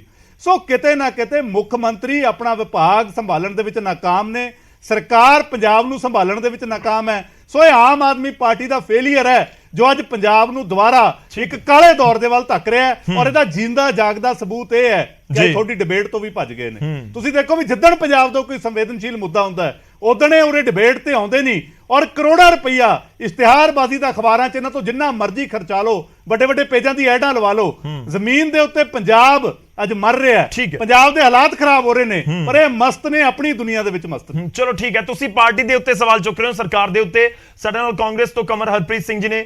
ਹਰਪ੍ਰੀਤ ਜੀ, ਤੁਹਾਨੂੰ ਵੀ ਨਜ਼ਰ ਆਉਂਦਾ ਹੈ ਲਾਅ ਐਂਡ ਆਰਡਰ ਦਾ ਮੁੱਦਾ? ਲੋਕ ਜਾਣਨਾ ਚਾਹੁੰਦੇ ਨੇ ਕਿ ਕਿਵੇਂ ਤੁਹਾਨੂੰ ਨਜ਼ਰ ਆਉਂਦਾ। ਦੇਖੋ, ਜੇ ਪੰਜਾਬ ਦੇ ਵਿੱਚ 4-5 ਮਹੀਨੇ ਦੇ ਵਿੱਚ ਕੁਝ ਹੋਇਆ ਤਾਂ ਆਮ ਆਦਮੀ ਪਾਰਟੀ, ਇਨਫੈਕਟ ਉਹਨਾਂ ਦਾ ਬੁਲਾਰਾ ਇੱਥੇ ਹੁੰਦਾ ਤਾਂ ਉਹ ਲਾਜ਼ਮੀ ਤੌਰ ਤੇ ਇਸ ਗੱਲ ਨੂੰ ਚੁੱਕਦਾ, ਵੱਖ-ਵੱਖ ਸਟੇਜਾਂ ਦੇ ਉੱਤੇ ਬੋਲਦੇ ਨੇ। ਉਹ ਕਹਿੰਦੇ ਜੋ ਸਾਨੂੰ ਹੈਂਡਓਵਰ ਕੀਤਾ ਗਿਆ ਨਾ ਪੁਰਾਣੀਆਂ ਸਰਕਾਰਾਂ ਨੇ, ਇਹ ਸਭ ਕੁਝ ਉਹੀ ਅੱਗੇ ਚੱਲ ਰਿਹਾ ਹੈ, ਅਸੀਂ ਦਰੁਸਤ ਕਰਨ ਦੇ ਵਿੱਚ ਲੱਗੇ ਹੋਏ ਹਾਂ। ਦੇਖੋ, ਇਸ ਤਰ੍ਹਾਂ ਹੈ ਗੌਰਵ ਜੀ, ਇਹ ਕਹਿੰਦੇ ਨੇ ਕਿ ਸਾਨੂੰ ਹੈਂਡਓਵਰ ਕੀਤਾ ਗਿਆ। ਮੈਂ ਇਹ ਪੁੱਛਣਾ ਚਾਹੁੰਦਾ ਵੀ ਪੰਜਾਬ ਦੇ ਵਿੱਚ ਇਸ ਤਰ੍ਹਾਂ ਦਾ ਮਾਹੌਲ ਕਦੋਂ ਸੀ? ਜਦੋਂ ਅੱਤਵਾਦ ਦਾ ਸਮਾਂ ਸੀ, ਉਦੋਂ ਇੱਕ ਵੱਖਰੀ ਤਰ੍ਹਾਂ ਦੀ ਬਿਲਕੁਲ ਇੱਕ ਨਾ ਧਾਰਮਿਕ ਤੌਰ ਤੇ ਲੋਕਾਂ ਦੀ ਕੱਟੜਤਾ ਫੈਲੀ ਹੋਈ ਸੀ। ਲੇਕਿਨ ਇਸ ਤਰ੍ਹਾਂ ਹਰ ਬੰਦਾ ਇੱਕ ਦੂਜੇ 'ਚ ਵੱਜਦਾ ਫਿਰਦਾ, ਇਦਾਂ ਦਾ ਮਾਹੌਲ ਤਾਂ ਉਦੋਂ ਵੀ ਨਹੀਂ ਸੀ। ਇਹ ਤਾਂ ਦੇਖੋ ਗੱਲ ਇਹ ਹੈ ਕਿ ਜਿਸ ਤਰੀਕੇ ਨਾਲ ਇਹ 2017 ਦੇ ਇਲੈਕਸ਼ਨ ਤੋਂ ਪਹਿਲਾਂ ਕੇਜਰੀਵਾਲ ਦਾ ਇੱਕ ਹਾਰਡਕੋਰ ਅੱਤਵਾਦੀ ਦੇ ਘਰ ਜਾ ਕੇ ਮੋਗੇ 'ਚ ਰੁਕਣਾ, ਉਸ ਤੋਂ ਸਾਈਨ ਮਿਲ ਗਿਆ ਸੀ। ਹੋਰ ਸਮੇਂ-ਸਮੇਂ ਤੇ ਕਈ ਇਹੋ ਜਿਹੀਆਂ ਗੱਲਾਂ ਹੁੰਦੀਆਂ ਰਹੀਆਂ ਜਿੱਥੋਂ ਇਹਨਾਂ ਦਾ ਕੁਝ ਵੱਖਵਾਦੀ ਤਾਕਤਾਂ ਦੇ ਨਾਲ ਤਾਲਮੇਲ ਕਿਤੇ ਨਾ ਕਿਤੇ ਸਾਬਤ ਹੁੰਦਾ ਰਿਹਾ। ਤੇ ਉਸ ਤੋਂ ਬਾਅਦ ਹੁਣ ਜਿਹੜੀ ਤਾਜ਼ਾ ਜਿਹੜੀ ਸਰਕਾਰ 2022 ਦੀ ਅਸੈਂਬਲੀ ਇਲੈਕਸ਼ਨ ਤੋਂ ਬਾਅਦ ਬਣੀ ਹੈ, ਇਸ ਤੋਂ ਬਾਅਦ ਤਾਂ ਸਿੱਧਾ ਗੁਰਪ੍ਰਤਾਪ ਸਿੰਘ ਪੰਨੂ ਦਾ ਬਿਆਨ ਹੀ ਆ ਗਿਆ ਕਿ ਇਹ ਜਿਹੜੀ ਸਰਕਾਰ ਹੈ, ਇਹ ਸਾਡੀਆਂ ਜਿਹੜੀਆਂ ਸੈਪਰੇਟਿਸਟ ਜਿਹੜੀਆਂ ਫੋਰਸਿਸ ਹੈ, ਉਹਨਾਂ ਦੀ ਵੋਟ ਤੇ ਸਪੋਰਟ ਨਾਲ ਬਣੀ ਹੈ। ਤੇ ਉਸ ਤੋਂ ਬਾਅਦ ਇਸ ਸਰਕਾਰ ਦੇ ਕਿਸੇ ਵੀ ਨੁਮਾਇੰਦੇ ਦਾ ਉਸ ਬਿਆਨ ਦਾ ਖੰਡਨ ਨਾ ਕਰਨਾ ਬਿਲਕੁਲ ਇਹ ਦਰਸਾਉਂਦਾ ਕਿ ਇਹ ਸਰਕਾਰ ਜਿਹੜੀ ਹੈ ਇਹੋ ਜਿਹੀਆਂ ਤਾਕਤਾਂ ਦਾ ਵਿਰੋਧ ਲੈਣਾ ਅਫੋਰਡ ਨਹੀਂ ਕਰਦੀ। ਤੁਸੀਂ ਨਹੀਂ ਦੇਖੋ, ਗੱਲ ਸਾਂਝੀ ਹੈ। ਮੈਂ ਹਰਪ੍ਰੀਤ ਜੀ ਥੋੜਾ ਜਿਹਾ ਪ੍ਰੈਕਟੀਕਲ ਮੈਂ ਤੁਹਾਨੂੰ ਵਿਚਾਲੇ ਇਸ ਕਰਕੇ ਰੋਕ ਰਿਹਾ ਕਿਉਂਕਿ ਲੋਕ ਵੀ ਸਮਝ ਰਹੇ ਹੋਣਗੇ ਕਿ ਜੇਕਰ ਕਿਸੇ ਦੀ ਸਰਕਾਰ ਹੈ ਸੂਬੇ ਦੇ ਵਿੱਚ, ਜਿਸ ਪਾਰਟੀ ਦੀ, ਉਸ ਪਾਰਟੀ ਦੇ ਉੱਤੇ ਐਲੀਗੇਸ਼ਨਸ ਇਸ ਤਰੀਕੇ ਦੇ ਲਗਾਏ ਜਾਣੇ ਕਿ ਉਹ ਕਿਸੇ ਵੱਖਵਾਦੀ ਜਥੇਬੰਦੀ ਦੇ ਨੇੜੇ ਜਾਂ ਫਿਰ ਇਸ ਤਰੀਕੇ ਦੀ ਕੋਈ ਸਟੇਟਮੈਂਟ ਆਈ ਹੈ, ਥੋੜਾ ਜਿਹਾ ਇਨਪ੍ਰੈਕਟੀਕਲ ਜ਼ਰੂਰ ਲੱਗਦਾ ਕਿ ਵਾਕਈ ਕੋਈ ਸਰਕਾਰ ਆਪਣੇ ਖਿਲਾਫ ਇਸ ਤਰੀਕੇ ਨਾਲ ਸਟੇਟ ਦੇ ਵਿੱਚ ਕਰਵਾਉਣਾ ਚਾਹੇਗੀ। ਜੇਕਰ ਕਿਸੇ ਦਾ ਰਾਜ ਹੈ ਉਹ ਤਾਂ ਇਹੀ ਚਾਹੇਗਾ ਕਿ ਹਾਂ ਸਭ ਕੁਝ ਅਮਨ ਸਕੂਨ ਦੇ ਨਾਲ ਰਹੇ। ਹਜ਼ੂਰ ਮੈਂ ਦੱਸਦਾ ਤੁਹਾਨੂੰ, ਨਹੀਂ ਦੇਖੋ, ਇਸ ਤਰ੍ਹਾਂ ਨਾ, ਸਰਕਾਰ ਬਣਨ ਤੋਂ ਅੱਜ ਤੁਸੀਂ ਬਾਅਦ ਦੀ ਗੱਲ ਕਰਦੇ ਹੋ, ਮੈਂ ਸਰਕਾਰ ਬਣਨ ਦੀ ਗੱਲ ਕਰ ਰਿਹਾ। ਸਰਕਾਰ ਬਣੀ ਇਹਨਾਂ ਦੀ ਜਿਹੜੀ ਹੈ ਉਹ ਉਹਨਾਂ ਦੇ ਫੰਡਿੰਗ ਨਾਲ, ਉਹਨਾਂ ਦੀ ਸਪੋਰਟ ਨਾਲ ਬਣੀ ਹੈ, ਸੈਪਰੇਟਿਸਟ ਤਾਕਤਾਂ ਦੀ। ਤੇ ਇਹ ਅਫੋਰਡ ਹੀ ਨਹੀਂ ਕਰਦੇ ਕਿ ਉਹਨਾਂ ਦੇ ਖਿਲਾਫ ਕਿਸੇ ਤਰ੍ਹਾਂ ਦਾ ਕੋਈ ਐਕਸ਼ਨ ਲੈ ਲੈਣ। ਸੀਰੀਅਸ ਐਲੀਗੇਸ਼ਨਸ ਲਗਾ ਰਹੇ ਹੋ ਤੁਸੀਂ ਕੀ ਹੈ ਜੋ ਬਿਲਕੁਲ ਸੀਰੀਅਸ ਐਲੀਗੇਸ਼ਨ ਨੇ। ਔਰ ਅੱਜ ਮੇਰੀ ਗੱਲ ਸੁਣੋ, ਅੱਜ ਇਸ ਡਿਬੇਟ ਤੋਂ ਭੱਜਣਾ ਇਹ ਸਾਬਤ ਕਰਦਾ, ਇਹ ਵੀ ਗੱਲ ਕਿਤੇ ਨਾ ਕਿਤੇ ਸਾਬਤ ਹੁੰਦੀ ਹੈ ਕਿ ਇਹਨਾਂ ਕੋਲ ਜਵਾਬ ਨਹੀਂ ਹੈ, ਕਹਿਣ ਨੂੰ ਜਵਾਬ ਨਹੀਂ, ਗੱਲ ਨਹੀਂ ਕਹਿਣ ਨੂੰ। ਅਸੀਂ ਜੋ ਗੱਲ ਕਹਿ ਰਹੇ ਹਾਂ, ਅੱਜ ਉਹਨਾਂ ਦਾ ਬੁਲਾਰਾ ਅਗਰ ਇੱਥੇ ਹੁੰਦਾ ਤਾਂ ਉਹ ਸਾਨੂੰ ਜਵਾਬ ਦਿੰਦਾ। ਇਸੇ ਕਰਕੇ ਤਾਂ ਉਹ ਮੁੱਦੇ ਤੋਂ ਭੱਜੇ ਆ।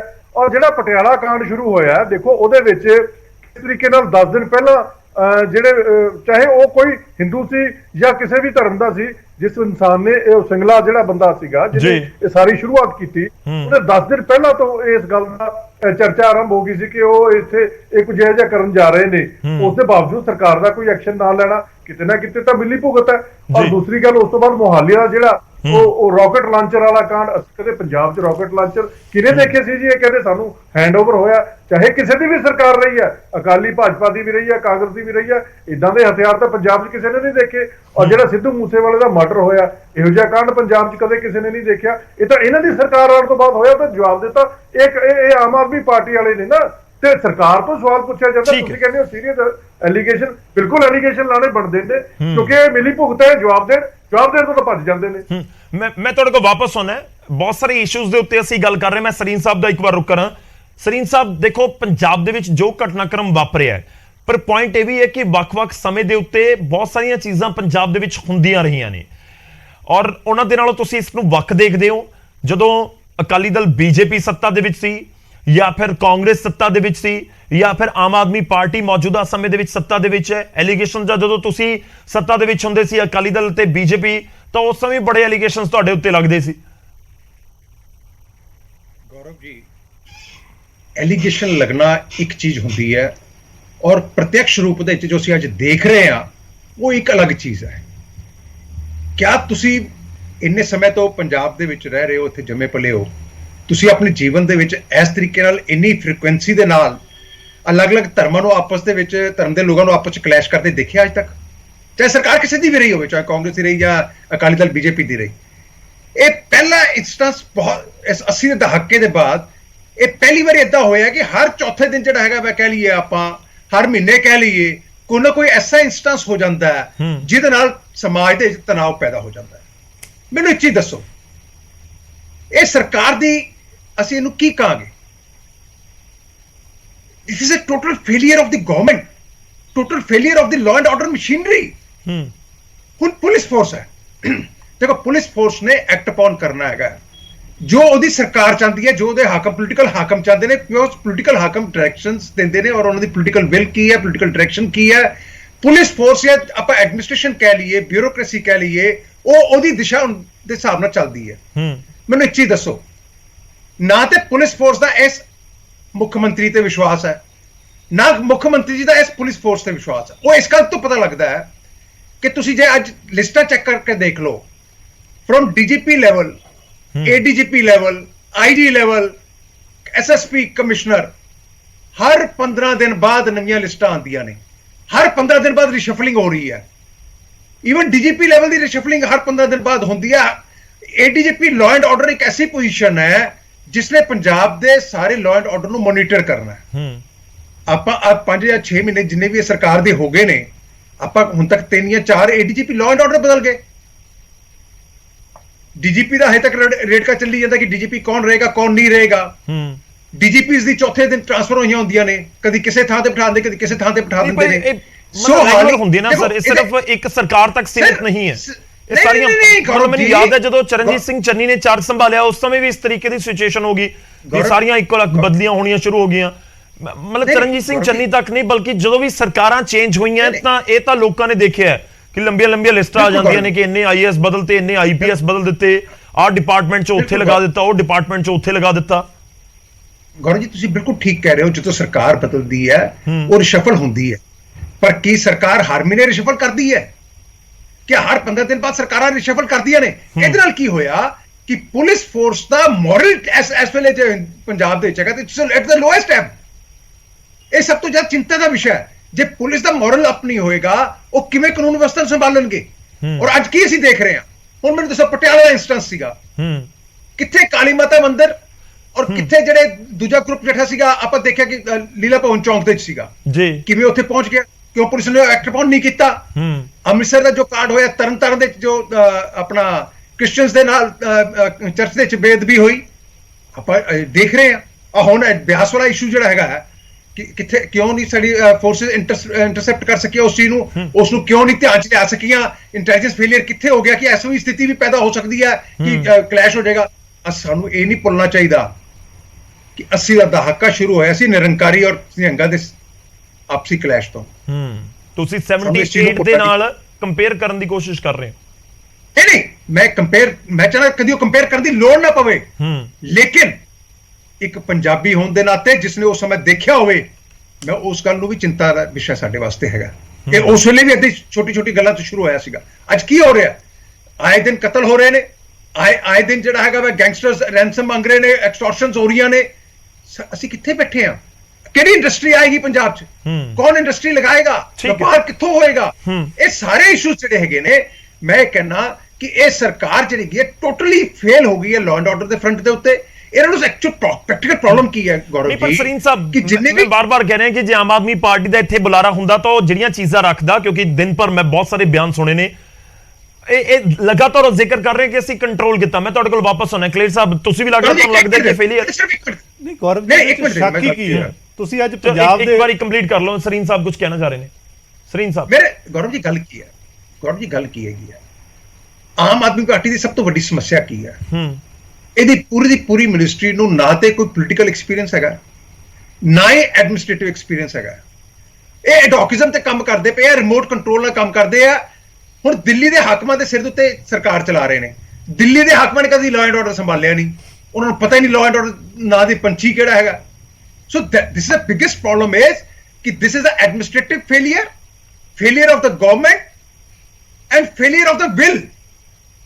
ਔਰ ਅੱਤਵਾਦੀਆਂ ਦੇ ਨਾਲ ਜਿਸ ਤਰੀਕੇ ਦੇ ਨਾਲ, ਜਿਵੇਂ ਮੇਰੇ ਸਾਥੀ ਨੇ ਵੀ ਕਿਹਾ, ਗੁਰਪਤਵੰਤ ਸਿੰਘ ਪੰਨੂ ਨਾਲ ਸੰਬੰਧ ਜਿਹੜੇ ਹੈਗੇ ਨੇ, ਇਹਨਾਂ ਨੇ ਇੱਕ ਵਾਰੀ ਡਿਨਾਈ ਨਹੀਂ ਕੀਤਾ। ਮੈਨੂੰ ਇੱਕ ਚੀਜ਼ ਦੱਸ ਦਿਓ, ਇਹ 6 ਮਹੀਨੇ ਹੋ ਜਾਣ ਜਾਂ ਉਸ ਤੋਂ ਇਲੈਕਸ਼ਨ ਤੋਂ ਪਹਿਲਾਂ ਇੱਕ ਵੀ ਸ਼ਬਦ ਇਹਨਾਂ ਨੇ ਐਕਸਟ੍ਰੀਮਿਸਟ ਐਲੀਮੈਂਟਾਂ ਦੇ ਖਿਲਾਫ ਨਹੀਂ ਬੋਲਿਆ, ਇੱਕ ਵੀ ਸ਼ਬਦ ਜਿਹੜਾ ਹੈਗਾ ਵਾ ਅੱਤਵਾਦੀਆਂ ਦੇ ਖਿਲਾਫ ਨਹੀਂ ਬੋਲਿਆ, ਇੱਕ ਵੀ ਸ਼ਬਦ ਖਾਲਿਸਤਾਨੀਆਂ ਦੇ ਖਿਲਾਫ ਨਹੀਂ ਬੋਲਿਆ। ਕਿਉਂ ਨਹੀਂ ਬੋਲਿਆ ਬਈ?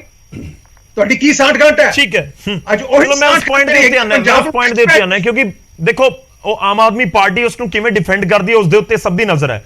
ਪਰ ਸਰੀਨ ਸਾਹਿਬ ਤੁਸੀਂ ਇੱਕ ਜ਼ਿਕਰ ਕਰ ਰਹੇ ਸੀ ਕਿ ਪੰਜਾਬ ਦੇ ਵਿੱਚ ਅਜਿਹਾ ਹਾਲਾਤ ਦੇਖੇ ਕਿ ਨਹੀਂ। ਦੇਖੋ ਮੈਂ ਪੰਜਾਬ ਦਾ ਜੰਮਪਲ ਹੈ, ਫਤਿਹਗੜ੍ਹ ਸਾਹਿਬ ਤੋਂ ਹੈ, ਮੈਂ ਕੰਪੇਅਰ ਤਾਂ ਨਹੀਂ ਕਰ ਰਿਹਾ ਕਿਸ ਦੀ ਸਰਕਾਰ 'ਚ ਕੀ ਹੋਇਆ ਕੀ ਨਹੀਂ ਹੋਇਆ, ਪਰ ਮੈਂ ਇੱਕ ਚੀਜ਼ ਜ਼ਰੂਰ ਕਹਿ ਸਕਦਾ ਕਿ ਚਾਹੇ ਅਕਾਲੀ ਦਲ ਬੀਜੇਪੀ ਦੀ ਸਰਕਾਰ ਸੀ, ਚਾਹੇ ਕਾਂਗਰਸ ਦੀ ਸਰਕਾਰ ਸੀ, ਚਾਹੇ ਮੌਜੂਦਾ ਸਰਕਾਰ ਹੈ, ਮੈਨੂੰ ਪੰਜਾਬ 'ਚ ਰਹਿੰਦੇ ਹੋਏ ਕਦੇ ਡਰ ਨਹੀਂ ਲੱਗਿਆ, ਨਾ ਮੈਨੂੰ ਨਾ ਕਿਸੇ ਪੰਜਾਬੀ ਨੂੰ, ਨਾ ਘਰ ਜਾਂਦੇ ਹੋਏ ਕਦੇ ਡਰ ਲੱਗਿਆ, ਨਾ ਰਾਹ ਦੇ ਵਿੱਚ ਡਰ ਲੱਗਿਆ। ਤਾਂ ਇਹ ਤਾਂ ਸੇਮ ਪੋਜੀਸ਼ਨ ਰਹੀ ਹੈ, ਮੈਂ ਇਹ ਬੜਾ ਕਲੀਅਰ ਕਹਿ ਸਕਦਾ। ਬੜਾ ਗੌਰਵ ਜੀ ਅੱਜ ਲੱਗਦਾ, ਅੱਜ ਮਾਂ-ਬਾਪ ਚਿੰਤਿਤ ਹੁੰਦੇ ਨੇ ਜਦੋਂ ਤੁਸੀਂ ਪੋਲੀਟੀਕਲ, ਮੈਂ ਤਾਂ ਉਹੀ ਕਹਿਣਾ ਕਿ ਮੈਨੂੰ ਅੱਜ ਵੀ ਨਹੀਂ ਲੱਗਦਾ, ਮੈਂ ਵੀ ਬਹੁਤ ਟੂ ਬੀ ਵੈਰੀ ਫਰੈਂਕ, ਜਿਹੜਾ ਤੁਸੀਂ ਉਹਨੇ ਪੁੱਛਿਆ ਸੀ ਮੈਂ ਤਾਂ ਦੱਸ ਰਿਹਾ। ਵੈਸੇ ਪਰਸਨਲ ਤੌਰ ਦੇ ਉੱਤੇ ਮੇਰਾ ਬਣਦਾ ਨਹੀਂ ਟਿੱਪਣੀ ਕਰਨਾ, ਪਰ ਤੁਸੀਂ ਜ਼ਿਕਰ ਕੀਤਾ ਮੈਂ ਇਸ ਕਰਕੇ ਕਰ ਦਿੱਤਾ। ਮੈਂ ਤੁਹਾਡੇ ਕੋਲ ਵਾਪਸ ਆਉਣਾ ਸਰ ਕਲੀਅਰ ਜੀ। ਇਹ ਫੇਲਿਅਰ ਵਾਲੀ ਗੱਲ ਕਹੀ ਜਾ ਰਹੀ ਹੈ, ਪਰ ਦੇਖੋ ਸਰਕਾਰ ਦਾ ਤਰਕ ਇਹ ਹੈ, ਜਾਂ ਪਾਰਟੀ ਜਿਹੜੇ ਆਮ ਆਦਮੀ ਪਾਰਟੀ ਦੇ ਦਿਨ ਭਰ ਬਿਆਨ ਆਏ ਉਹ ਇਹ ਤਰਕ ਦੇ ਰਹੇ ਨੇ ਕਿ ਜੋ ਬਿਆਸ ਦੇ ਵਿੱਚ ਹੋਇਆ, ਠੀਕ ਹੈ ਕਲੈਸ਼ ਹੋਇਆ ਦੋ ਧਿਰਾਂ ਦੇ ਵਿਚਾਲੇ, ਪਰ ਬਹੁਤ ਜਲਦੀ ਸਭ ਕੁਝ ਕੰਟਰੋਲ ਕਰ ਲਿਆ ਗਿਆ ਔਰ ਇਸ ਤਰੀਕੇ ਨਾਲ ਕੰਟਰੋਲ ਕੀਤਾ ਗਿਆ ਕਿ ਵੱਡੇ ਅਫਸਰ ਵੀ ਮੌਕੇ ਦੇ ਉੱਤੇ ਪਹੁੰਚ ਗਏ। ਦਿਨ ਦੇ ਸਮੇਂ ਜਿਹੜੇ ADGP ਲਾਅ ਐਂਡ ਆਰਡਰ ਨੇ ਅਰਪਿਤ ਸ਼ੁਕਲਾ ਉਹ ਵੀ ਉੱਥੇ ਪਹੁੰਚ ਗਏ। ਤਾਂ ਇਹ ਸਰਕਾਰ ਕਹਿ ਰਹੀ ਹੈ ਕਿ ਅਸੀਂ ਕੰਟਰੋਲ ਬੜਾ ਤਰੀਕੇ ਨਾਲ ਬੜੀ ਜਲਦੀ ਕਰ ਲਿਆ, ਕਿ ਠੀਕ ਹੈ ਕਲੈਸ਼ ਹੋਇਆ ਸੀ ਦੋ ਧਿਰਾਂ ਦੇ ਵਿਚਾਲੇ।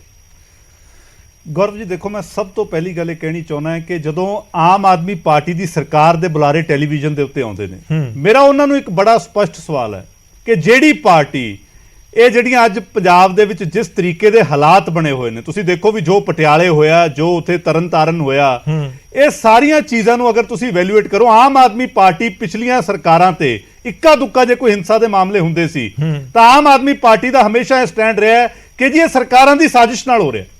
ਆਮ ਆਦਮੀ ਪਾਰਟੀ ਨੇ ਹਰ ਇੱਕ ਐਸੇ ਇਨਸੀਡੈਂਟ ਦੇ ਵਿੱਚ ਲਾਅ ਐਂਡ ਆਰਡਰ ਦੇ ਵਿੱਚ ਸਰਕਾਰ ਦੀ ਸਾਜ਼ਿਸ਼ ਦੇਖੀ ਹੈ। ਤਾਂ ਫਿਰ ਅੱਜ ਅਗਰ ਆਮ ਆਦਮੀ ਪਾਰਟੀ ਦੀ 5 ਮਹੀਨੇ ਦੀ ਸਰਕਾਰ ਦੇ ਵਿੱਚ ਐਡੇ ਵੱਡੇ ਛੜਯੰਤਰ ਹੋ ਗਏ, ਤਾਂ ਮੈਨੂੰ ਇਹ ਦੱਸਿਆ ਜਾਵੇ ਕਿ ਪਰਚਾ ਕਿਹਦੇ ਤੇ ਦਿੱਤਾ ਗਿਆ।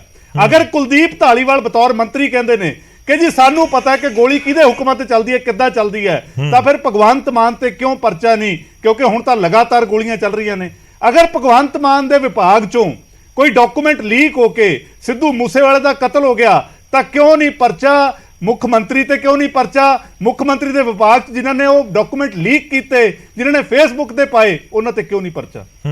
ਔਰ ਜਿਹੜੀ ਸਾਡੀ ਸਰਕਾਰ ਹੈ ਨਾ ਗੌਰਵ ਜੀ, ਦੇਖੋ ਬਹੁਤ ਦੁੱਖ ਨਾਲ ਕਹਿਣਾ ਪੈਂਦਾ, ਉਰੇ ਕਾਂਗਰਸ ਦੀਆਂ ਵੀ ਸਰਕਾਰਾਂ ਰਹੀਆਂ ਨੇ, ਸਾਡੇ ਉਹਨਾਂ ਨਾਲ ਵਿਚਾਰਕ ਮਤਭੇਦ ਹੋ ਸਕਦੇ ਨੇ, ਜਿਹੜਾ ਉਹਨਾਂ ਨੇ ਝੂਠ ਬੋਲਿਆ, ਲੋਕਾਂ ਦੇ ਕੰਮ ਨਹੀਂ ਕੀਤੇ, ਉਹ ਮਤਭੇਦ ਹੋ ਸਕਦੇ ਨੇ, ਪਰ ਕਿਤੇ ਨਾ ਕਿਤੇ ਕੈਪਟਨ ਅਮਰਿੰਦਰ ਸਿੰਘ ਵੀ 10 ਸਾਲ ਵਾਂਗੂ ਮੁੱਖ ਮੰਤਰੀ ਰਹਿ ਗਏ, ਉਹ ਵੀ ਫੈਸਲੇ ਪੰਜਾਬ ਦੇ ਵਿੱਚ ਲੈਂਦੇ ਸੀਗੇ। ਇਹ ਜਿਹੜੀ ਸਰਕਾਰ ਆਈ ਹੈ, ਜਾਂ ਚੰਨੀ ਸਾਹਿਬ ਦਾ 6 ਮਹੀਨੇ ਦਾ ਸਮਾਂ ਸੀ, ਇਹਨਾਂ ਨੇ ਪਹਿਲੀ ਵਾਰੀ ਪੰਜਾਬ ਨੂੰ ਇਹ ਦਿਖਾਇਆ ਕਿ ਜੀ ਪੰਜਾਬੀਆਂ ਦਾ ਫੈਸਲਾ ਦਿੱਲੀ ਬਹਿ ਕੇ ਹੋਇਆ ਕਰੂਗਾ। ਔਰ ਜਿਹੜੀ ਇਹ ਵਾਲੀ ਆਮ ਆਦਮੀ ਪਾਰਟੀ ਦੀ ਸਰਕਾਰ ਹੈ, ਰਾਘਵ ਚੱਡਾ ਜੀ ਜਿਹਨੂੰ ਆਫੀਸ਼ੀਅਲੀ ਚਲਾ ਰਹੇ ਨੇ ਮੁੱਖ ਮੰਤਰੀ ਸਾਹਿਬ ਨੂੰ ਸਾਈਡ ਤੇ ਕਰਕੇ, ਇਹ ਤਾਂ ਕੱਲੀ ਗੱਲ ਦਿੱਲੀ ਤੋਂ ਪੁੱਛਣ ਜਾਂਦੇ ਨੇ। ਆਪਸ ਵਿੱਚ ਜੁੜੀ ਹੋਈ ਹੈ ਕੋਈ ਚੀਜ਼? ਮੈਂ ਬੜੇ ਜਦੋਂ ਸਿਚੁਏਸ਼ਨ ਹੈ ਔਰ ਜਿਹੜਾ ਤੁਸੀਂ ਦਿੱਲੀ ਵਾਲਾ ਜ਼ਿਕਰ ਕਰ ਰਹੇ ਹੋ, ਆਪਸ ਵਿੱਚ ਤੁਹਾਨੂੰ ਜੁੜੇ ਹੋਏ ਨਜ਼ਰ ਆਉਂਦੇ ਨੇ। ਦੇਖੋ ਮੈਂ ਤਾਂ ਬਹੁਤ ਕਲੀਅਰਲੀ ਪੁੱਛ ਰਿਹਾ, ਕਿਉਂਕਿ ਪੰਜਾਬ ਦੇ ਲੋਕ ਜਾਣਨਾ ਚਾਹੁੰਦੇ ਨੇ ਕਿ ਜਿਹੜੀ ਤੁਸੀਂ ਵੀ ਗੱਲ ਕਹਿ ਰਹੇ ਹੋ ਉਹ ਵਾਕਈ ਸੋਲਿਡ ਹੈ ਕੀ ਹੈ। ਕਿ ਜੇ ਪਟਿਆਲਾ 'ਚ ਕੋਈ ਟੈਨਸ਼ਨ ਹੋ ਗਈ, ਜਾਂ ਚਰਚ ਦੇ ਵਿੱਚ ਕੋਈ ਗੱਲ ਹੋ ਗਈ, ਜਾਂ ਫਿਰ ਇਸ ਤਰੀਕੇ ਨਾਲ ਬਿਆਸ ਦੇ ਵਿੱਚ ਕੁਝ ਤਣਾਅ ਵਾਲਾ ਮਾਹੌਲ ਬਣ ਗਿਆ, ਤਾਂ ਮਤਲਬ ਕਿਵੇਂ ਤੁਸੀਂ ਸਿਚੁਏਸ਼ਨ ਨੂੰ ਕਹਿ ਰਹੇ ਹੋ ਕਿ ਲਾਅ ਐਂਡ ਆਰਡਰ? ਮੈਂ ਵਾਰ-ਵਾਰ ਕਹਿ ਰਿਹਾ ਕਿ ਇਲਜ਼ਾਮ ਕਲੇਰ ਸਾਹਿਬ ਤੁਹਾਡੀ ਸਰਕਾਰ ਦੇ ਸਮੇਂ ਵੀ ਲੱਗਦੇ ਰਹੇ ਨੇ, ਉਦੋਂ ਵੀ ਬਹੁਤ ਸਾਰੇ ਕੁਐਸਚਨਸ ਉੱਠਦੇ ਸੀ ਕਿ ਅਕਾਲੀ ਦਲ ਦੀ ਸਰਕਾਰ ਹੈ ਜਾਂ ਬੀਜੇਪੀ ਦੀ ਸਰਕਾਰ ਹੈ, ਗਠਜੋੜ ਦੀ ਸਰਕਾਰ ਹੈ, ਪੰਜਾਬ ਦੇ ਵਿੱਚ ਲਾਅ ਐਂਡ ਆਰਡਰ ਨੂੰ ਦੀ ਸਥਿਤੀ ਠੀਕ ਨਹੀਂ ਹੈ। ਗੌਰਵ ਜੀ, ਸਭ ਤੋਂ ਵੱਡੀ ਗੱਲ ਉਰੇ ਇਹ ਹੈ ਕਿ ਪੰਜਾਬ ਇੱਕ ਬਾਰਡਰ ਸਟੇਟ ਹੈ, ਤੇ ਬਾਰਡਰ ਸਟੇਟ ਦੇ ਵਿੱਚ ਮੁੱਖ ਮੰਤਰੀ ਨੂੰ ਇਸ ਲੈਵਲ ਤੇ ਕੰਪਰੋਮਾਈਜ਼ ਕੀਤਾ ਜਾ ਰਿਹਾ ਹੈ ਕਿ ਰਾਘਵ ਚੱਡਾ ਨੂੰ ਉਰੇ ਚੇਅਰਮੈਨ ਬਣਾਉਣ ਤੱਕ ਦੀ ਕੋਸ਼ਿਸ਼ ਕੀਤੀ ਗਈ, ਉਹ ਕਿਸੇ ਤੋਂ ਲੁਕੀ ਛਿਪੀ ਨਹੀਂ। ਔਰ ਅੱਜ ਵੀ ਮੇਜਰ ਡਿਸੀਜਨ ਕੇਜਰੀਵਾਲ ਸਾਹਿਬ ਰਾਘਵ ਚੱਡਾ ਦੇ ਥਰੂ ਲੈ ਰਹੇ ਨੇ।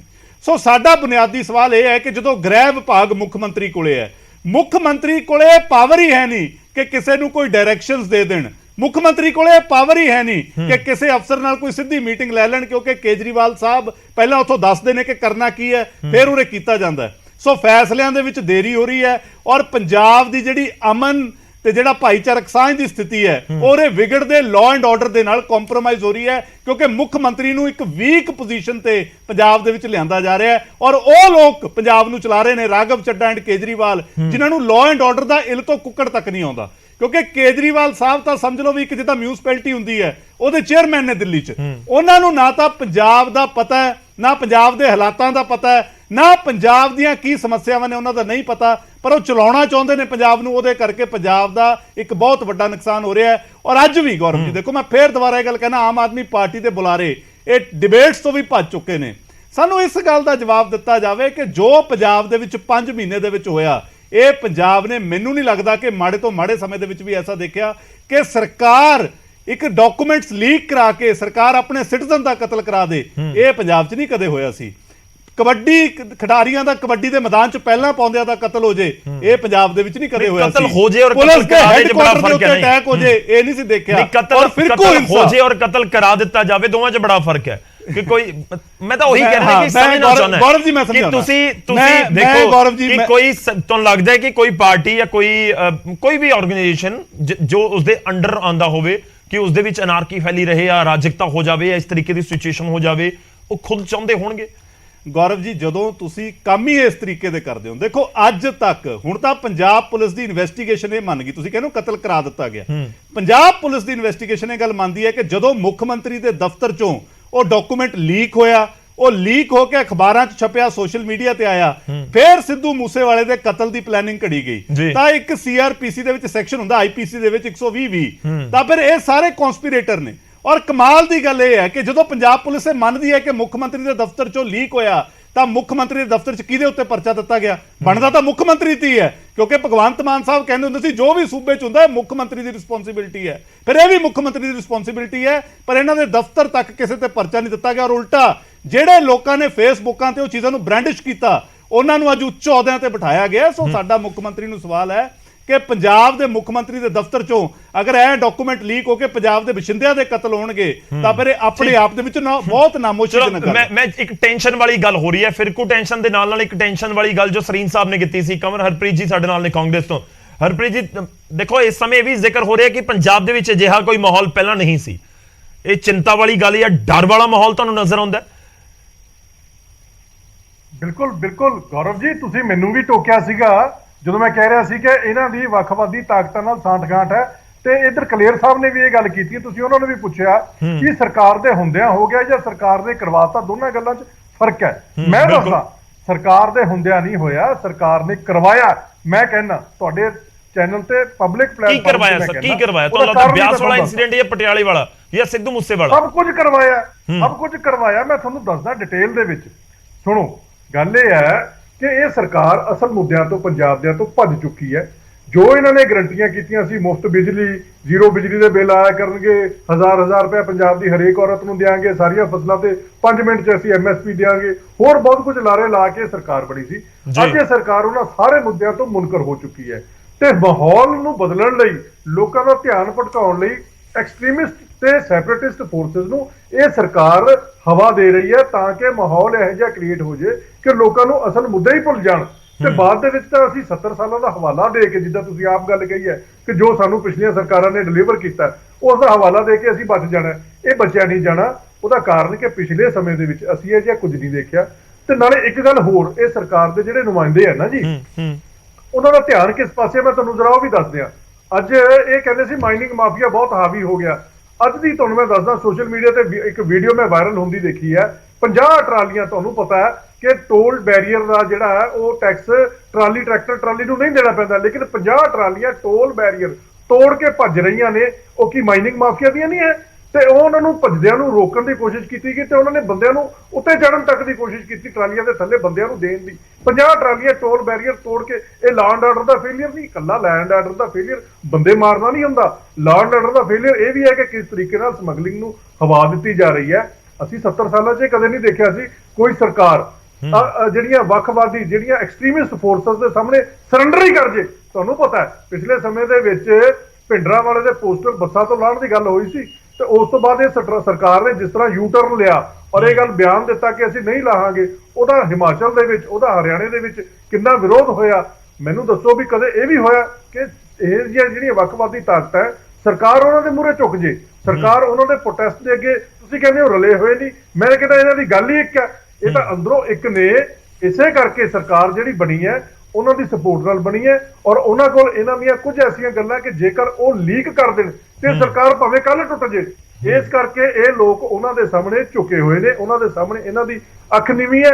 ਇਹਨਾਂ ਨੇ ਕਾਰਵਾਈ ਨਹੀਂ ਕਰਨੀ, ਸਗੋਂ ਉਹਨਾਂ ਨੂੰ ਹਵਾ ਦੇਣ ਦੇ ਵਿੱਚ ਇਹ ਲੋਕ, ਇਹ ਜਿਹੜੇ ਸਰਕਾਰ ਜਿਹੜੀ ਹੈ ਨਾ ਉਹ ਯਤਨਸ਼ੀਲ ਹੈ ਤਾਂ ਕਿ ਪੰਜਾਬ ਦੇ ਲੋਕ ਅਸਲ ਮੁੱਦਿਆਂ ਤੋਂ ਧਿਆਨ ਹਟ ਕੇ ਸਿਰਫ ਆਪਣੀ ਜਾਨ ਦੇ ਲਾਲੇ ਪੈ ਜਾਣ ਤੇ ਉਹਨਾਂ ਨੂੰ ਇਹਨਾਂ ਕੋਲੋਂ ਕੋਈ ਸਹੂਲਤਾਂ ਜਿਹੜੀਆਂ ਇਹਨਾਂ ਨੇ ਵਾਅਦੇ ਕੀਤੇ ਸੀ ਜੋ ਚਲੋ ਮੇਰਾ ਇੱਕ ਹੋਰ ਛੋਟਾ ਜਿਹਾ ਸਵਾਲ ਮੈਂ ਫਿਰ ਸਰੀਨ ਸਾਹਿਬ ਕੋਲ ਜਾਣਾ ਹੈ। ਇਸ ਨੂੰ ਉਸ ਦੌਰ ਦੇ ਨਾਲ ਕੰਪੇਅਰ ਕੀਤਾ ਜਾ ਸਕਦਾ ਹੈ ਜੋ ਪੰਜਾਬ ਨੇ ਦੇਖਿਆ? ਨਹੀਂ, ਦੇਖੋ ਉਹ ਦੌਰ ਕੁਝ ਹੋਰ ਸੀ, ਅੱਜ ਦਾ ਸਮਾਂ ਕੁਝ ਹੋਰ ਹੈ। ਅੱਜ ਜਿਹੜਾ ਸਮਾਂ ਹੈ ਨਾ, ਇਹ ਜੋ ਅੱਜ ਚੱਲ ਰਿਹਾ ਹੈ, ਇਹ ਸਾਰੀ ਜਿਹੜੀ ਹੈ ਨਾ ਬਾਹਰੋਂ ਜਿਹੜੀ ਸਪੋਰਟ ਫੋਰਨ ਤੋਂ ਜਿਹੜੇ ਲੋਕ ਬੈਠ ਕੇ ਚਲਾ ਰਹੇ ਨੇ, ਇਹ ਉਹ ਹੈ। ਉਸ ਵੇਲੇ ਅੰਦਰੋਂ ਇੱਕ ਰੌਲਾ ਪਿਆ ਸੀ। ਦੇਖੋ ਮੇਰੀ ਗੱਲ ਨੂੰ ਸਮਝੋ, ਦੋਨਾਂ ਗੱਲਾਂ ਦਾ ਅੰਤਰ ਹੈ। ਉਸ ਵੇਲੇ ਸਾਡੇ ਸੂਬੇ ਦੇ ਅੰਦਰੋਂ ਨਿਰੰਕਾਰੀਆਂ ਦੇ ਨਾਲ ਜਿਹੜਾ ਇੱਕ ਸਿੱਖ ਜਥੇਬੰਦੀਆਂ ਦਾ ਕਲੈਸ਼ ਸੀ, ਉੱਥੋਂ ਇਹ ਗੱਲ ਸ਼ੁਰੂ ਹੋਈ ਸੀ। ਇਹ ਜਿਹੜਾ ਮਾਮਲਾ ਹੈ, ਇਹ ਤਾਂ 100% ਜਿਹੜਾ ਬਾਹਰਲੀ ਫੰਡਿੰਗ ਨਾਲ ਜੁੜਿਆ ਹੋਇਆ, ਜਿਹੜੇ ਬਾਹਰ ਐਕਸਟ੍ਰੀਮਿਸਟ ਤੇ ਰੈਡੀਕਲ ਫੋਰਸਸ ਬੈਠੀਆਂ ਨੇ, ਜਿਹੜੇ ਲੋਕ ਕੋਈ ਇਹੋ ਜਿਹੇ ਜਿਹੜੇ ਪੰਜਾਬ ਦੀ ਅਮਨ ਸ਼ਾਂਤੀ ਨੂੰ ਭੰਗ ਕਰਨਾ ਚਾਹੁੰਦੇ ਨੇ, ਉਹਨਾਂ ਦੇ ਨਾਲ ਰਲ ਕੇ ਸਰਕਾਰ ਖੁਦ ਸਾਜ਼ਿਸ਼ ਦੇ ਵਿੱਚ ਸ਼ਾਮਲ ਹੈ। ਇਹ ਤੇ ਉਸ ਸਮੇਂ ਦਾ ਬੜਾ ਫਰਕ ਹੈ।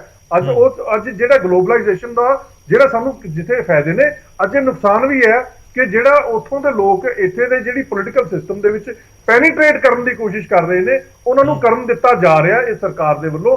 ਇਹ ਸਰਕਾਰ ਦਾ ਫੇਲਿਅਰ ਹੈ। ਅਸੀਂ ਫੇਲਿਅਰ ਤਾਂ ਲਫ਼ਜ਼ ਵਰਤਦੇ ਆ ਕਿਉਂਕਿ ਕਿਸੇ ਵੀ ਸਰਕਾਰ ਦੀ ਜ਼ਿੰਮੇਵਾਰੀ ਹੁੰਦੀ ਹੈ ਲਾਅ ਐਂਡ ਆਰਡਰ ਨੂੰ ਮੇਨਟੇਨ ਕਰਨਾ। ਨਹੀਂ ਦੇਖੋ, ਉਹਦੇ ਵਿੱਚ ਤਾਂ ਕੋਈ ਦੋ ਰਾਏ ਨਹੀਂ ਹੈ। ਬਿਲਕੁਲ ਹਾਂ, ਹਰਪ੍ਰੀਤ ਜੀ, ਉਹ ਤਾਂ ਪੁਆਇੰਟ ਤੁਹਾਡਾ ਬਹੁਤ ਕਲੀਅਰ ਹੈ ਲਾਜ਼ਮੀ ਤੌਰ ਤੇ ਕਿ ਉਹ ਤਾਂ ਸਰਕਾਰਾਂ ਦੀ ਹੀ ਜ਼ਿੰਮੇਵਾਰੀ ਹੈ ਕਿ ਜਦੋਂ ਤੁਹਾਡੇ ਸਿਰ ਦੇ ਉੱਤੇ ਤਾਜ ਸਜਿਆ ਹੋਇਆ ਸੱਤਾ ਵਾਲਾ, ਤਾਂ ਫਿਰ ਜੋ ਕੁਝ ਵੀ ਹੋਏਗਾ ਉਂਗਲ ਤਾਂ ਉੱਠੇਗੀ, ਜਵਾਬ ਦੇਣੇ ਹੋਣਗੇ। ਉਹ ਸੱਤਾ ਦੇ ਵਿੱਚ ਕੋਈ ਵੀ ਪਾਰਟੀ ਹੋਵੇ, ਉਹ ਅੱਜ ਆਮ ਆਦਮੀ ਪਾਰਟੀ ਹੈ, ਇਨ ਫਿਊਚਰ ਕੋਈ ਹੋਰ ਹੋ ਸਕਦੀ ਹੈ, ਇਸ ਤੋਂ ਪਹਿਲਾਂ ਹੋਰ ਪਾਰਟੀਆਂ ਸੀ।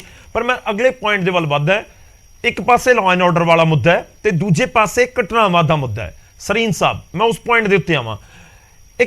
ਕੀ ਲੱਗਦਾ ਇਸ ਦੇ ਪਿੱਛੇ ਕੌਣ ਹੈ ਕਿ ਕਿਉਂ ਪੰਜਾਬ ਦੀ ਅਮਨ ਸ਼ਾਂਤੀ ਨੂੰ ਟਾਰਗੇਟ ਕੀਤਾ ਜਾ ਰਿਹਾ ਹੈ? ਕਿ ਬਾਕੀ ਇਸ ਨੂੰ ਪਾਕਿਸਤਾਨ ਦੇ ਨਾਲ ਜੋੜ ਦਿੱਤਾ ਜਾਵੇ ਜਾਂ ਫਿਰ ਰੈਡੀਕਲਸ ਦੇ ਨਾਲ ਜੋੜ ਦਿੱਤਾ ਜਾਵੇ ਜੋ ਵਿਦੇਸ਼ਾਂ ਦੇ ਵਿੱਚ ਬੈਠੇ ਨੇ? ਗੌਰਵ ਜੀ, ਇਸ 'ਚ ਕੋਈ ਦੋ ਰਾਏ ਨਹੀਂ ਕਿ ਪੰਜਾਬ ਇੱਕ ਐਸੀ ਸਟੇਟ ਹੈ ਜਿਹੜੀ ਕਿ ਬਹੁਤ ਹੀ ਸੈਂਸਿਟਿਵ ਹੈ ਔਰ ਬਾਰਡਰ ਦੇ ਬਿਲਕੁਲ ਨਾਲ ਲੱਗਦੀ ਹੈ, ਔਰ ਪਾਕਿਸਤਾਨ ਹਮੇਸ਼ਾ ਇੱਥੇ ਡਿਸਟਰਬੈਂਸ ਕ੍ਰੀਏਟ ਕਰਨ ਦੀ ਕੋਸ਼ਿਸ਼ ਕਰਦਾ ਰਿਹਾ। ਉਹਦੇ 'ਚ ਕੋਈ ਦੋ ਰਾਏ ਨਹੀਂ ਗੀ। ਔਰ ਉਹਦੇ ਵਿੱਚ ਜਿਹੜੇ ਐਕਸਟ੍ਰੀਮਿਸਟ ਐਲੀਮੈਂਟ ਜਿਹੜੇ ਵਿਦੇਸ਼ਾਂ 'ਚ ਬੈਠੇ ਨੇ, ਸੋ ਕਾਲਡ ਖਾਲਿਸਤਾਨੀ ਐਲੀਮੈਂਟਸ ਜਿਹੜੇ ਹੈਗੇ ਨੇ ਜਾਂ ਹੋਰ ਜਿਹੜੇ ਹੈਗੇ ਨੇ, ਉਹ ਸਾਰੇ ISI ਨਾਲ ਮਿਲ ਕੇ ਪੰਜਾਬ ਨੂੰ ਡੀਸਟੇਬਲਾਈਜ਼ ਕਰਨ ਦੀ ਕੋਸ਼ਿਸ਼ ਸਮੇਂ-ਸਮੇਂ ਤੇ ਕਰਦੇ ਆਏ ਨੇ। ਲੇਕਿਨ ਸਵਾਲ ਇਹ ਹੈ, ਚਾਹੇ ਕਾਂਗਰਸ ਦੀ ਸਰਕਾਰ ਰਹੀ ਹੋਵੇ, ਚਾਹੇ ਸਾਡੀ ਅਕਾਲੀ ਦਲ ਨਾਲ ਸਾਂਝ ਵਾਲੀ ਸਰਕਾਰ ਰਹੀ ਹੋਵੇ, ਕਦੀ ਵੀ ਇਸ ਤਰੀਕੇ ਦੇ ਨਾਲ ਉਹਨਾਂ ਨੂੰ ਹਾਵੀ ਨਹੀਂ ਹੋਣ ਦਿੱਤਾ ਗਿਆ। ਮਤਭੇਦ ਹੋ ਸਕਦੇ ਸਾਡੇ ਕਾਂਗਰਸ ਨਾਲ, ਲੇਕਿਨ ਫਿਰ ਵੀ ਦੇਸ਼ ਪੰਜਾਬ ਦੀ ਸੁਰੱਖਿਆ ਔਰ ਉਹਦੇ ਉੱਤੇ ਐਸਨੇ ਵੱਡੇ ਪੈਮਾਨੇ ਤੇ ਕੋਈ ਕੰਪਰੋਮਾਈਜ਼ ਹੋ ਜਾ ਹੋਵੇ, ਐਸਾ ਕਦੀ ਨਹੀਂ ਹੋਇਆ ਜਿੰਨਾ ਕਿ ਇਸ ਸਰਕਾਰ ਦੇ ਵੇਲੇ ਹੋ ਰਿਹਾ। ਅੱਜ ਵਿਦੇਸ਼ਾਂ ਤੋਂ ਤਾਰ ਚੱਲ ਰਹੀ ਹੈ ਜੀ, ਵਿਦੇਸ਼ਾਂ ਤੋਂ ਸਾਰਾ ਸਿਸਟਮ ਚੱਲਦਾ ਪਿਆ। ਪੰਜਾਬ ਜਿਹੜਾ ਹੈਗਾ ਸਾਡੇ ਵਾਸਤੇ, ਪੂਰੇ ਦੇਸ਼ ਵਾਸਤੇ ਜਿਹੜਾ ਹੈਗਾ ਵਾ, ਇਹਦਾ ਪੀਸਫੁਲ ਰਹਿਣਾ ਪੂਰੇ ਦੇਸ਼ ਦੀ ਸੁਰੱਖਿਆ ਵਾਸਤੇ ਪ੍ਰਸ਼ਨ ਚਿੰਨ੍ਹ ਹੈ। ਇਹਦਾ ਸ਼ਾਂਤੀਮਈ ਆਪਸ ਚ ਭਾਈਚਾਰਾ ਬਣਿਆ ਰਵੇ, ਭਾਈਚਾਰਕ ਸਾਂਝ ਬਣੀ ਰਵੇ, ਪਿਆਰ ਬਣਿਆ ਰਵੇ, ਇਹ ਬਹੁਤ ਜ਼ਰੂਰੀ ਹੈ।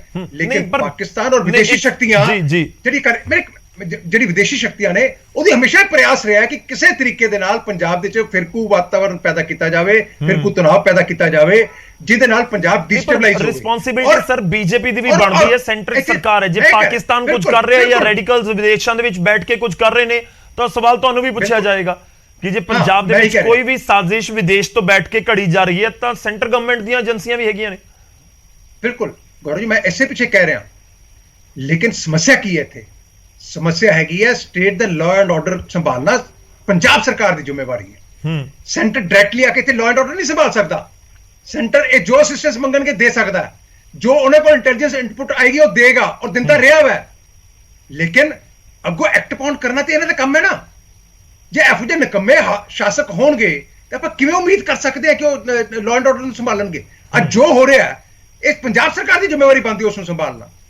ਜੇ ਇੰਟੈਲੀਜੈਂਸ ਫੇਲਿਅਰ ਕਿਉਂ ਹੋ ਰਹੇ ਨੇ, ਇਹੋ ਜਿਹੀ ਵਾਰਦਾਤਾਂ ਜੇ ਘਟਨਾਵਾਂ ਹੋ ਰਹੀਆਂ ਨੇ, ਤੇ ਕੀ ਸਾਡੇ ਇੰਟੈਲੀਜੈਂਸ ਏਜੰਸੀਜ਼ ਨੂੰ ਪਤਾ ਨਹੀਂ ਲੱਗਦਾ? ਇੱਥੇ ਤੇ ਇੰਟੈਲੀਜੈਂਸ ਹੈੱਡਕੁਆਰਟਰ ਦੇ ਉੱਤੇ ਆ ਕੇ ਰਾਕਟ ਲਾਂਚਰ ਦਾਗ ਜਾਂਦੇ ਨੇ ਤੇ ਇੰਟੈਲੀਜੈਂਸ ਨੂੰ ਪਤਾ ਨਹੀਂ ਲੱਗਦਾ। ਇਹ ਟੋਟਲ ਜਿਹੜਾ ਫੇਲਿਅਰ ਹੈਗਾ ਇਹ ਪੰਜਾਬ ਸਰਕਾਰ ਦਾ, Bhagwant Mann as home minister and chief minister ਦਾ, ਔਰ ਉਸ ਨੂੰ ਜ਼ਿੰਮੇਵਾਰੀ ਲੈਣੀ ਪਏਗੀ। ਔਰ ਪੰਜਾਬ ਦੀ ਸਰਕਾਰ ਨੂੰ ਮੇਰੀ ਬੇਨਤੀ ਹੈ ਤੁਹਾਡੇ ਮਾਧਿਅਮ ਦੇ ਨਾਲ, ਤੁਹਾਡੇ ਚੈਨਲ ਦੇ ਮਾਧਿਅਮ ਦੇ ਨਾਲ ਪੰਜਾਬ ਦੀ ਜਨਤਾ ਵੱਲੋਂ ਅਪੀਲ ਹੈ ਭਗਵੰਤ ਸਿੰਘ ਮਾਨ ਨੂੰ, ਭਗਵੰਤ ਜੀ ਤੁਸੀਂ ਮੁੱਖ ਮੰਤਰੀ ਹੋ, ਤੁਸੀਂ ਪ੍ਰਦੇਸ਼ ਦੇ ਹੋਮ ਮਿਨਿਸਟਰ ਹੋ, ਲਾਅ ਐਂਡ ਆਰਡਰ ਸੰਭਾਲਣਾ ਤੁਹਾਡਾ ਜ਼ਿੰਮਾ ਹੈ, ਕੇਜਰੀਵਾਲ ਦਾ ਨਹੀਂਗਾ, ਰਾਘਵ ਚੱਡਾ ਦਾ ਨਹੀਂਗਾ। ਤੁਹਾਨੂੰ ਲੱਗਦਾ ਕਿ ਜੇ ਲਾਅ ਐਂਡ ਆਰਡਰ ਠੀਕ ਹੋਵੇ ਤਾਂ ਇਸ ਤਰੀਕੇ ਦੀ ਕੋਈ ਘਟਨਾ ਨਹੀਂ ਹੋਏਗੀ? ਮੈਂ ਕਹਿੰਦਾ ਜੀ, ਮੈਂ ਆਪਾਂ ਕਿਸੇ ਚੀਜ਼ ਨੂੰ ਰੂਲ ਆਊਟ ਨਹੀਂ ਕਰ ਸਕਦੇ, ਲੇਕਿਨ ਸੰਭਾਲਣਾ ਸਰਕਾਰ ਦੀ ਜ਼ਿੰਮੇਵਾਰੀ ਹੈ। ਜੇ ਲਾਅ ਐਂਡ ਆਰਡਰ ਠੀਕ ਹੋਵੇ ਤੇ ਕੀ ਮਜਾਲ ਹੈ ਕਿਸੇ ਅੱਜ ਦਾ ਐਗਜ਼ਾਮਪਲ ਲੈ ਲਓ, ਅੱਜ ਟੀਚਰਸ ਡੇ ਦੇ ਉੱਤੇ ਸੀਗੇ, ਅੱਜ ਭਗਵੰਤ ਮਾਨ ਜੀ ਬੈਠੇ ਸਨ ਮੰਚ ਦੇ ਉੱਤੇ, ਤੁਸੀਂ ਇੱਥੋਂ ਅੰਦਾਜ਼ਾ ਲਾ ਲਓ ਕਿ ਪੰਜਾਬ ਸਰਕਾਰ ਨੂੰ ਚਲਾ ਕੌਣ ਰਿਹਾ ਹੈ। ਤੁਸੀਂ ਜੇ ਪ੍ਰੋਟੋਕਾਲ ਦੇ ਹਿਸਾਬ ਨਾਲ ਦੇਖੋ, ਕਿਆ ਚੀਫ ਮਿਨਿਸਟਰ ਦੇ ਬਾਅਦ ਉਹਦੇ ਸੱਜੇ ਖੱਬੇ ਮਿਨਿਸਟਰਸ ਬੈਠਣਗੇ ਜਾਂ ਐਮਪੀ ਬੈਠੇਗਾ? It is a protocol. ਤੇ ਬੈਠੇ ਕੌਣ ਸੀਗੇ? ਰਾਘਵ ਚੱਡਾ ਮੁੱਖ ਮੰਤਰੀ ਦੇ ਨਾਲ।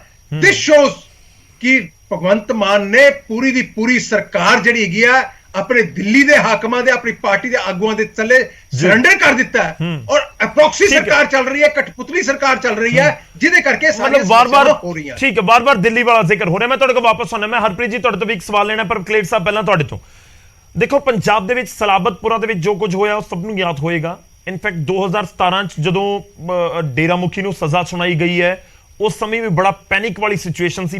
ਪੰਜਾਬ ਖਾਸ ਤੌਰ ਤੇ ਦੱਖਣ ਪੰਜਾਬ ਮਾਲਵੇ ਵਾਲਾ ਹਿੱਸਾ ਉਹ ਵੱਖਰਾ ਸੀ, ਕੁਝ ਉਹ ਵੀ ਤਾਂ ਇਸ ਤਰੀਕੇ ਨਾਲ ਹੀ ਸੀ, ਜਾਂ ਤੁਹਾਨੂੰ ਉਸ ਟਾਈਮ ਕੁਝ ਵੱਖਰਾ ਨਜ਼ਰ ਆ ਰਿਹਾ ਸੀ?